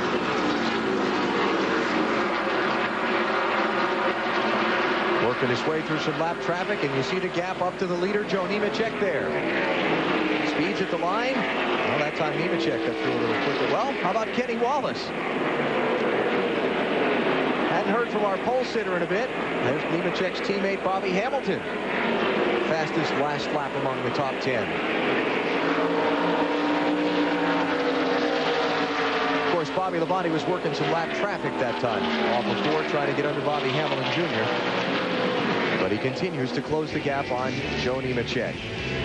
Close it in on 150 miles to the 400 to be run today in Rockingham. Family of drivers today here at Rockingham. Bobby Labonte 2nd and closing on leader Joe Nemechek. Stewart and Jarrett running well. Some others not faring quite as fortunate. Jeff Burton won. He's about to get lapped by the leaders as they're coming up quickly behind him. And Kyle Petty and Bill Elliott had met together on turn 1 of the very first lap. Kyle's out of the race. Bill Elliott has rejoined, but he is 68 laps down in 42nd place and a new leader. Bobby Labonte goes down in turn 1 on the inside of Joe Nemechek. That is Labonte in the green 18, Nemechek in the white 33, and Bobby said, "See you, Joe." Now he's trying to work on the 77 of Robert Presley and the 99 car. Jeff Burton put them a lap down. And Tony Stewart has fallen off a little bit from his teammate Labonte. About 9/10 of a second back. So the farther we run, the more consistent Labonte is compared to the other lead lap cars. Boy, opening laps, it just looked so good for Jeff Burton. He rocketed up from the back of the field, got up to about 16th, and he's about to go a lap down. Let's show you what happened. On lap 5, after a pit stop, Rusty Wallace ran a lap of 25.5 seconds. 25th lap, 26.1. The 50th lap, 26.4. So you see in 50 laps, these cars have slowed down 1 second per lap. And Jeff Gordon, even worse, a 25.8 to 26.6. But Jeff Burton lost 1.5 seconds over that same period. And that's why he's about to be overtaken by the leader. Marty, going to be a tough day for Burton from here. Yeah, if he's going to continue the string of top 5 finishes, they're going to need some luck and get the race car a lot better. It is tight this time, and that's actually a little bit of good news because before it was loose, so at least the car is reacting to the changes that they are making to it. But unfortunately, he is now down a lap. I would see them on pit road very, very soon. You'd think that'd be something to look at, wouldn't you? Now that you've been put a lap down by the leaders, take the gamble and short pit. No, I'd come in right now. Since you're a lap down, you may as well come in, get some fresh tires on that car, and be a second quicker than the leader. Try to make up as much ground as you can. Right now, he's pinned. Second place, Joe Nemechek coming by him. Here comes third place, Tony Stewart. You've got to be able to get to the bottom if you're going to get to pit road. And once again, you say, why wouldn't everyone pit and put on fresh tires if they're that much faster? Because as you're making that pit stop and changing 4 tires, the race continues, and you're losing time to the leader while you're sitting in there. And then if the caution flag comes out, you've lost all that time. That's the problem that you have when you hit earlier than the leaders. If the caution flag comes out, your blood pressure shoots sky high. That's what happens there. This is actually a race for position between Jeff Burton and Robert Presley while these lead lap cars are slipping through them. There's Casey Atwood being overtaken by the second and third place cars. Casey now first one a lap down in 25th place.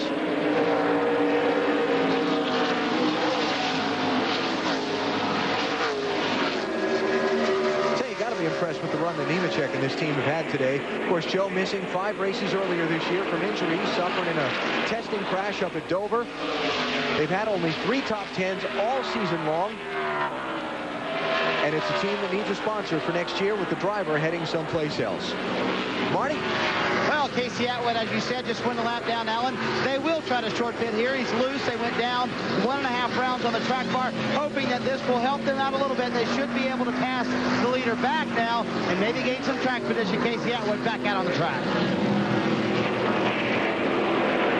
Good pit stop. Now all he's got to do is he just hopes and prays that the caution flag will not come out until all the leaders have made their pit stop. Now, if we were to keep an eye on Casey, he's going to be driving around some of these leaders like they're chained to a stump. He's going to be about 1.5 to 2 seconds a lap faster as John Andretti makes his pit stop. Marty? Yeah, he's here, Benny, and he may be the last hope for Petty Enterprises to have a good run today as they will make a right side adjustment for John Andretti. It'll be a 4-tire stop. The guys have struggled on this last run especially. The car was not very good. John complained on the radio very much about this car on that last run. Bobby Labonte last pitted at lap 88. We are at 1:55 now. So it could be a little while before we see the leader in again. Bill? Well, Stacy Compton, again, one of the first guys coming down pit road. This is the routine stop. 4 tires, a track bar adjustment, and fuel. Good stuff for these guys, but Stacy off the lead lap, trying to battle back now. Compton showing back in 34th before his stop, and here's Mark Martin pitting from 33rd place. Mark, with such a great record here, 4 tires to pull that pin. never thought you'd see him struggle like he is today. What do you say, VP? 4 tires and pull what? Pull the pin, I think he said, which is probably disconnect the rear sway bar. Had trouble on the right front. That lug nut is hung in that socket. He said, I need another wrench. Come on, Sean. He has a nut hung in the right inside the socket and cannot change any more lug nuts.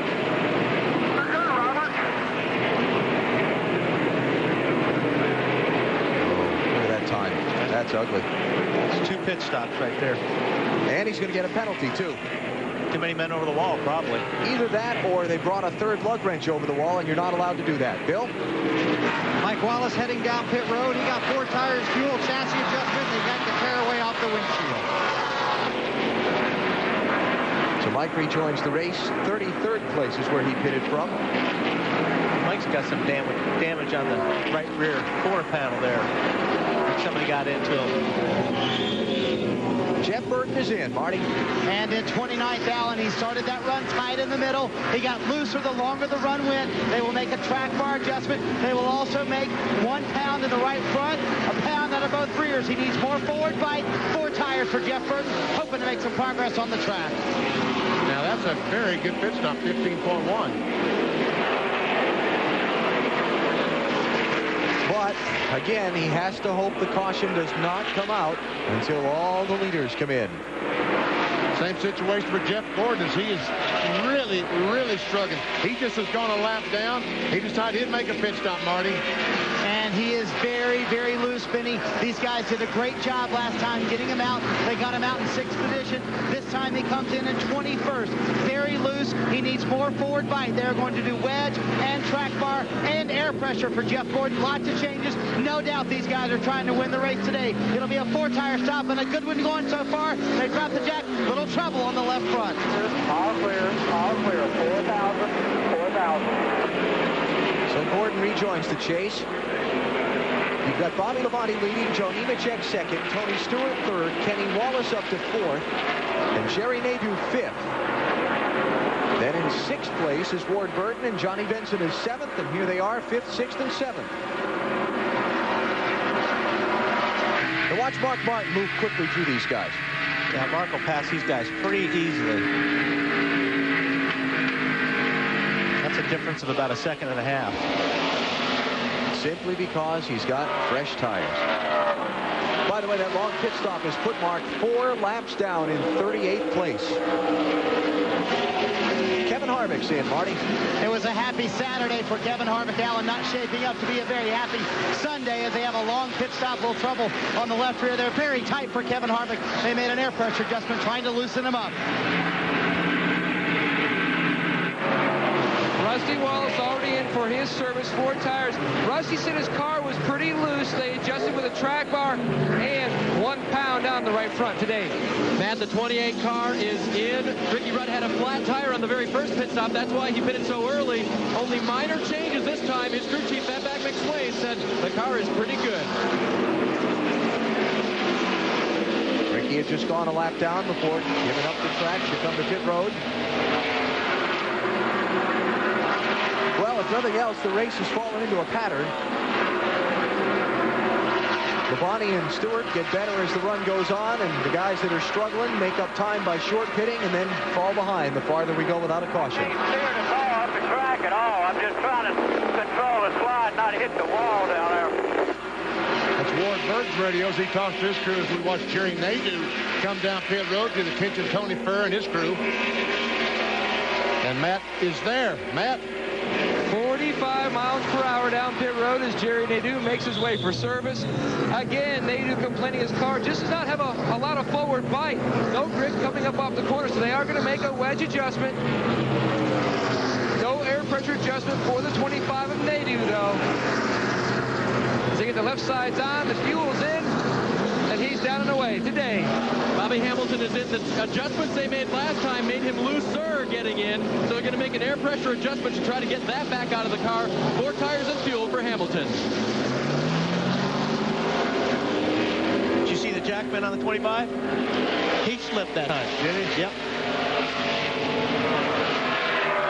Well, they do all these agility drills in pit practice, right, Bill?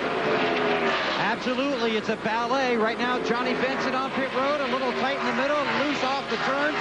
They adjusted the rear tire pressure. They wanted to pull the windshield tear off the windshield itself because Benson was having trouble seeing. But 4 tires, fuel, Benson on his way.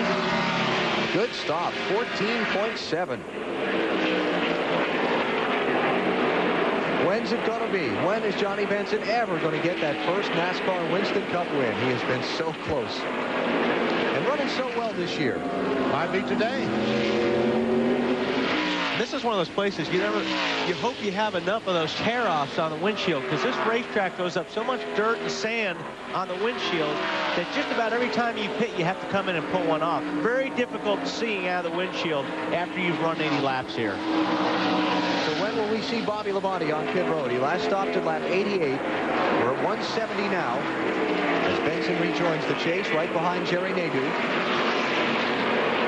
If he runs another 90 laps, he should run 10 more laps before we see Bobby Labonte, Tony Stewart.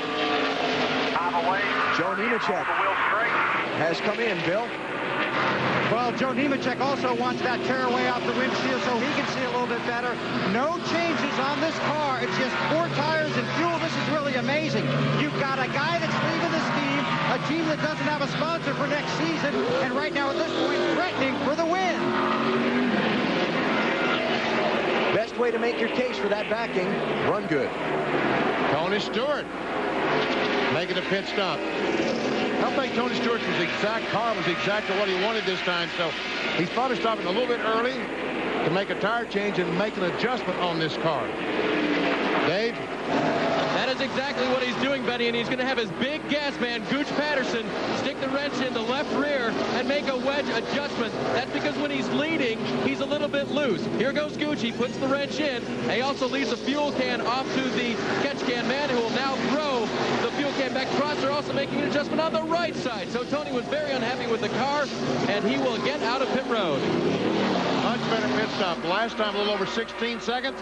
This time a little under 15. Bobby Labonte stopped a little earlier this time. Bill Weber. And Mac Kenseth back on pit road. A half pound of air pressure in the right rear tire. The car's a little tight in the center of the turn, but another outstanding stop, Mac. And Bobby Labonte reporting in his car. Very good, but the tires felt very worn out. The car was sliding all over the racetrack. Still, he says he does not want any adjustments on his 18 car. He doesn't want to take a chance with over-adjusting it. As they come around to the left side, Jeff Chandler going to work. On the front, they're cleaning off the grill. Chandler gets the lugs on, and Labonte's down and away. No adjustment. Kenny Wallace takes over as the leader after Bobby Labonte and Tony Stewart and Joe Nemechek pitted. Kenny yet to come to the pit lane. There he is. Kurt Busch moves up to second. Again, not having made his pit stop. Sterling Marlin and Ricky Craven give up top 10 spots to pit road, and here comes your leader. They realize they cannot stay on the racetrack they found the first time.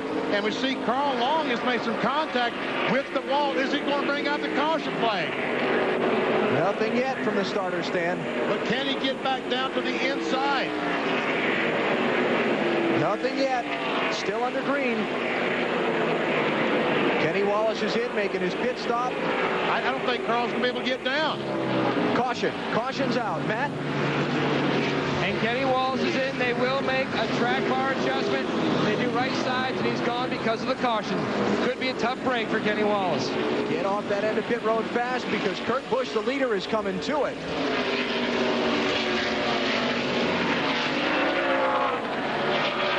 Well, this could make things interesting. Very good chance we are. Very good chance we are. We're going to have to wait until the field comes back around to the start-finish line, but there is an excellent chance 97's the leader, and he is behind us. that Kurt Busch is one of few remaining on the lead lap. By the virtue of this caution coming out during all the green flag pit stops. Well, there again, that's exactly what happens when you pit too early and the caution flag comes out. But it's so hard to sit out there and watch those other cars make up 2 seconds a lap on you. 5 cars on the lead lap. Kurt Busch, Joe Nemechek, Jerry Nadeau, Johnny Benson, and Kenny Wallace are going to be the only 5 left on the lead lap. It we got Ricky Craven coming in. Just about the same time. Oh, boy, he ran over the hose there. And took the whole air gun with him. Hose with him. Wow, that's an air wrench, Lynn, on the racetrack. Wow. Well, and it still didn't get him on the lead lap. He still got trapped a lap down by the pace car.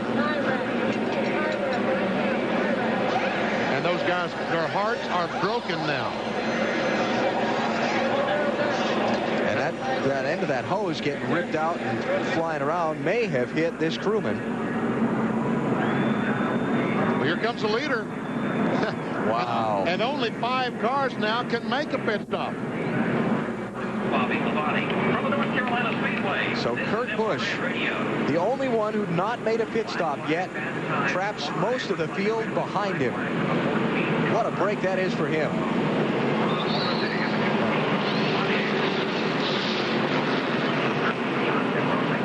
Right side's going on. Adjustment back on the right rear.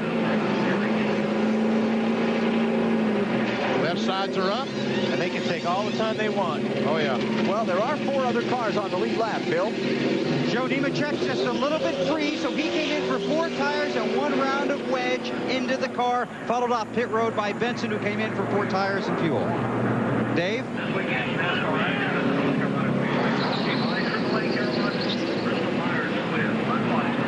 Catch back up with Dave in a minute. Jerry Nadeau heading back out onto the racetrack, as is Johnny Benson.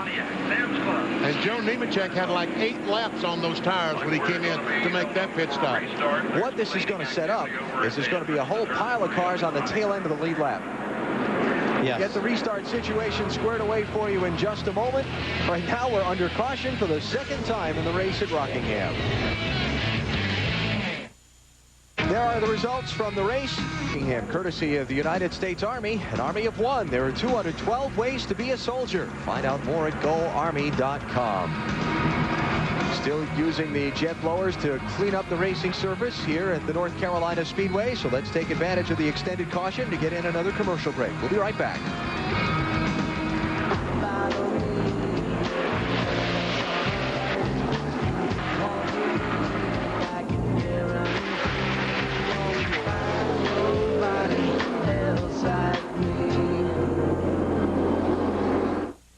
Rockingham action. 6 different leaders: Kenny Wallace, Joe Nemechek, Bobby Labonte, Tony Stewart, Kurt Busch, and Michael Waltrip. The 2 cars out of the race are Carl Long and Kyle Petty. Kyle went out in a crash, turn 1, lap 1. Just a couple of caution flags, one on the opening lap crash, and another one just recently when Carl Long bounced off the wall. Kurt Busch is your leader. Jeff Gordon has made numerous pit stops under this caution flag. Been on pit road 3 times. Watch this. Look at the shifter. It doesn't have the knob on it, so they just hand them another one. Turn it on.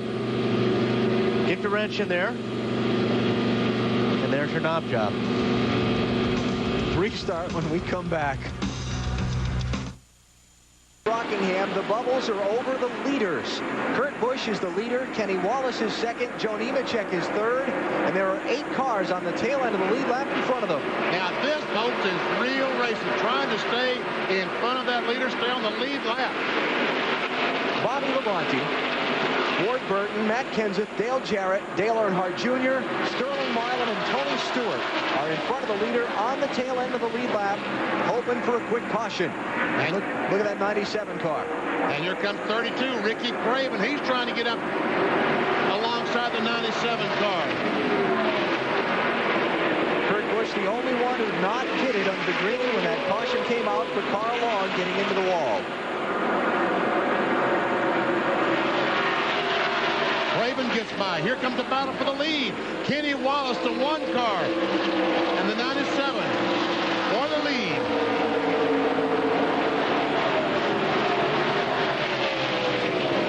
Kenny Wallace led 64 laps in this thing so far.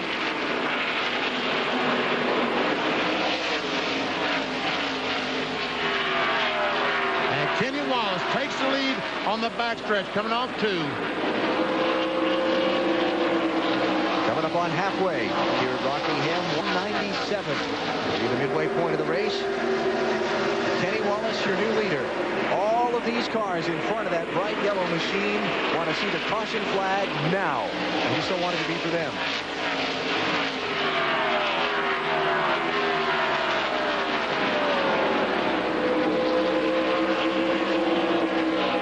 Now remember, some of these cars, like Bobby Labonte and Ward Burton and Dale Jarrett and so on, did not stop for tires under that caution. Their tires are 5 to 10 laps older than these guys they're trying to hold off. But Tony Stewart was in that position. He was in front of the leader, but he chose to come back in and make another pit stop to go a lap down. And take the fresh tires. And take the fresh tires. But we see right now that Tony Stewart is 3 cars in front of the leader, Kenny Wallace.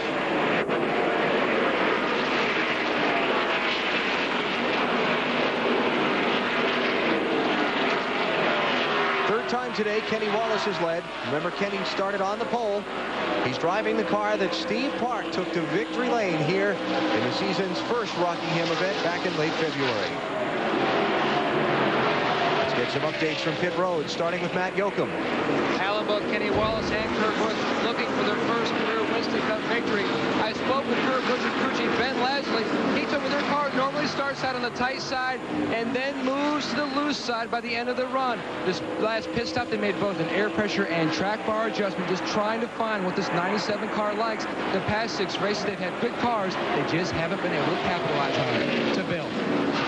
Matt, we know that Matt Kenseth has been the bad luck king of late, hoping for good luck today. He was one of the last cars to stop under the green to get tires, so when the caution came out, he stayed out on the track, so he has basically very fresh tires, so one of those guys trying to stay in front of the leader. Matt coming in off back-to-back 4th place finishes, desperately wants to get back to victory lane with just 4 races remaining in the 2001 season. Dave? Then he asked the question, why did Tony Stewart stop? He'd only been out on his tires for about 5 laps. He had that discussion with his crew chief, Greg Zipadelli, and he said, Tony did, that the car was very loose after only those 5 laps. So he came in, pitted, put on 4 tires. Interestingly, he just radioed in, the car's a tick tied off now. Boy, you just can't make these drivers happy. Marty? Well, Dave, I would tell you all that Jeff Gordon did on his 3 stops, but I don't have that much time, so I'll tell you what he did in chronological order. On the first stop, they came in, undid everything they just did the stop before that. Second stop, they came in, and they put a spring rubber in the right front, a little bit bigger than this one. Jeff Gordon said the spring in the right front was too soft. We need to make it harder. The car was very loose. By putting in the spring, in theory, will be a little bit tighter. On the third stop, they came in and did the shifter ball work that you saw a little bit earlier. Gordon did the work himself with a wrench and did a good job. So far, it's worked for Gordon. He restarted 28, and now he's already up to 26. Alan? Just past halfway. Now, earlier we heard the 24 being loose in, and what they did, what Jeff was talking about, the spring being too soft in the right front, what happens is when he goes in the corner, the car rolls over on the right front and kind of falls down and actually helps the car turn better, which makes it loose in. Putting that spring rubber in now made that right front spring stiffer, so it should hold the car up a little bit better and make the car tighter getting into the corner.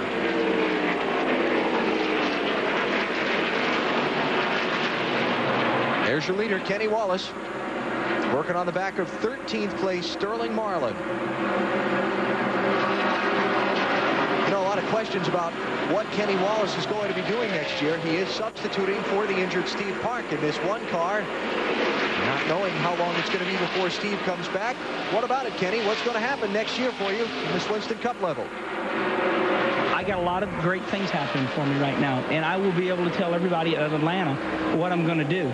It's just that, you know, when you're dealing with delicate situations like this about what I'm going to do, it doesn't come overnight, and you just can't talk about it because there's a lot of things involved. So I'm excited about next year, whatever I do, and we'll know at Atlanta for sure. Hey, Sterling is doing everything he can right now to stay on that lead lap. He's driving for all he's worth. Kenny, one of the drivers seeking that elusive first career NASCAR Winston Cup win. Could it be today here at Rockingham? Just past the halfway point of the race, he's in great shape. He's your leader. You're watching NASCAR on TNT. Secret Secret Microwave Popcorn 400 live on TNT. Just past the midway point of the race, watching a great fight for the lead. Joe Nemechek trying to take second from Kurt Busch and the lead from Kenny Wallace all at once. Well, he had Kurt Busch, but Busch has that great runoff too, takes the second spot back.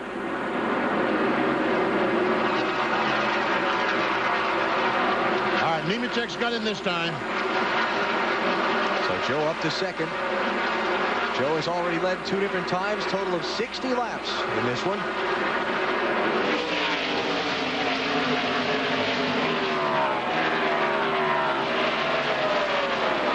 Nemechek started in 13th position. And here he goes. Kenny Wallace spent a long time fighting with Sterling Marlin to try and put him a lap down. Did he use up a little too much in his car too soon? He probably did, and the worst part about it, he was never able to put the 40 car of Marlin a lap down. It looks like Nemechek's having some trouble getting some bite off the bottom of the corner. If he's going to do something, looks like with the 1 car, he's going to have to do it staying on the high side. Ron Hornaday in the Conseco car is in 29th place. He's on the tail end of 1 lap down. As a matter of fact, Hornaday just moved up and passed Kenny Wallace the last lap. So once again, here's Nemechek.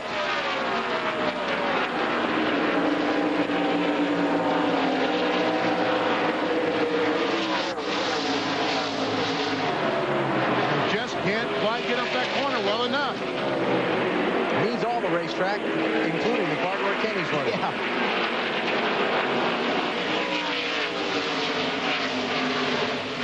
But he's going to keep trying. Well, it looks like he's getting in and he's getting through the middle really well, but he's just having a hard time getting off the corner and getting that forward bite you need if you're going to run that low line coming off turn 2 and 4. Joe Nemechek has run 7 Winston Cup races here at Rockingham. His best finish was a 15th place run this past February. He's never finished on the lead lap here. He's never led at Rockingham until today. Well, he's trying it one more time. See, the wounded car of Bill Elliott on the bottom of the racetrack should not be a problem. Now 73 laps down. Is Bill Elliott back in 42nd place. Only cars out of the race, Kyle Petty and Carl Long, both involved in crashes that have brought out the day's only 2 cautions. You're getting off 2 real good right there, Kenny. Todd Bodine spent some time behind the wall. He's just come back. He's 37 laps down in 40th place. His car very ill handling all day long. In fact, he got lapped just 36 laps into the race.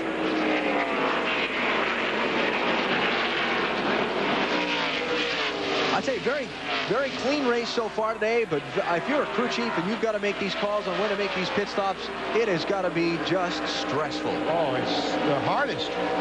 You see your car out there, you know all you got to do is stop, put tires on it. He's going to be much faster. We'll go back and follow up on a story from the last round of pit stops. We saw Ricky Craven dragging an air hose out of his pits. He came down, then the caution came out. He gets the word, caution's out. Which would have been fine, but you cannot run over your air hose. That is a penalty. And it's dangerous. The reason that it's a penalty is because it's dangerous. When he ran over that hose where the fittings came apart, that hose started whipping around in the pit box, and Dave Burns, that was a wild situation. And the guy who got hit was on the infield side of the wall. He should have been safe. That was Wayne DeLoria, the trainer on the 32 team. He catches the right front tire, the old one, when it comes around, and he also gives them the left front tire. Now, the only positive in this is his tackle box. He's the trainer on the team, so he knows where all the pain pills are. He's okay. He's staying in the game. Fortunate there. And Craven was brought back down pit road for a penalty.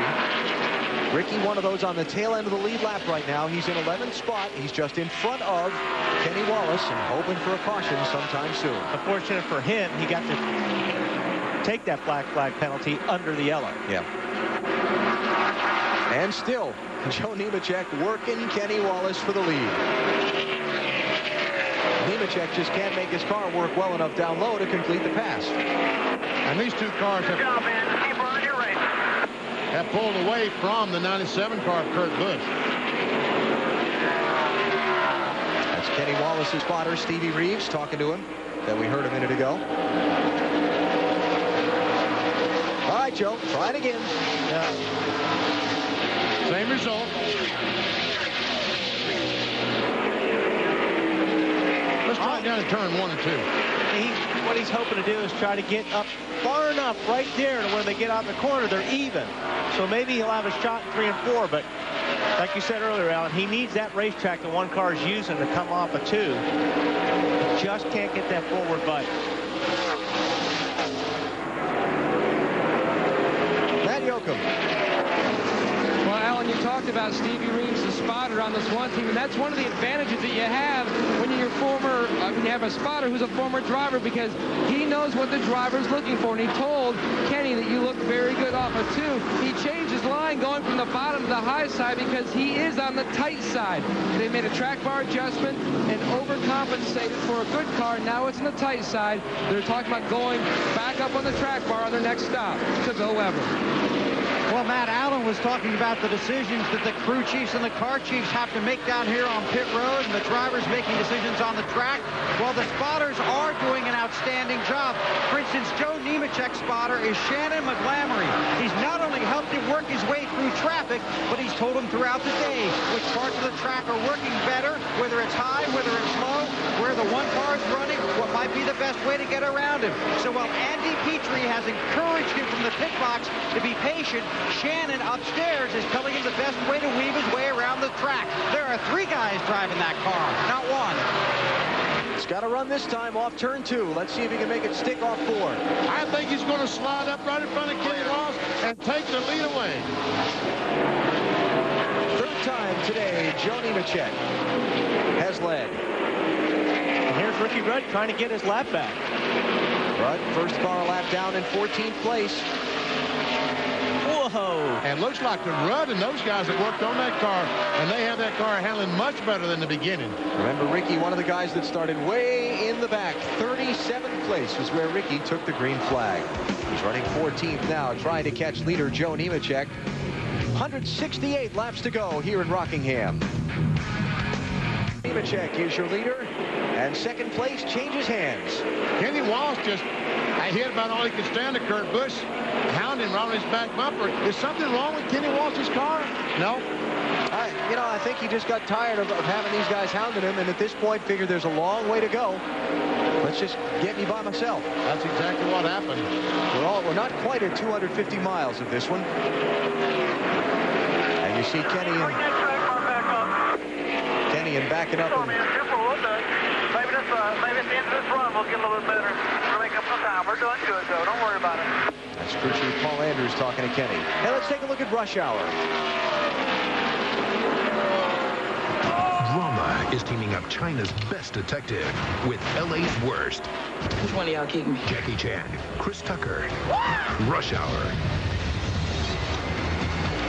Rush Hour coming up next after NASCAR. Its debut on TNT.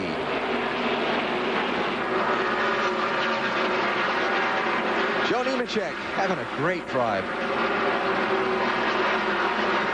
And we talked about this earlier, but it really does apply. You talk about lame duck status. Here's a lame duck driver with a team. He's going someplace else for next year. Team's desperately seeking a sponsor for next year to try and just stay in business. And it's a good race team. I got to work with these guys at Pocono earlier in the year, and they really have a good race team. And it would be a real shame to see them not get a sponsor and continue with this team, because obviously they've been pretty dominant today, and when they get their act together, tough to beat. And we've seen just how well that Bobby Labonte's running in the 18 car. Well, Nemechek has come up, passed Bobby Labonte, and put him a lap down. Not good for Bobby. Ricky Rudd couldn't get his lap back. Check this out. Here are the top 5 in today's race. Exactly 2 career Winston Cup wins between the 5 of them. Wow, that's pretty strong. And we showed you earlier, 3 drivers have gotten their first ever Winston Cup win here at Rockingham. Donnie Allison, Mark Martin, and Ward Burton. Robbie Gordon, 31 cars, 2 laps down, about to go 3 as leader Joe Nemechek comes to his inside. Hello. We're on board with Ron Hornaday in the Conseco Pontiac.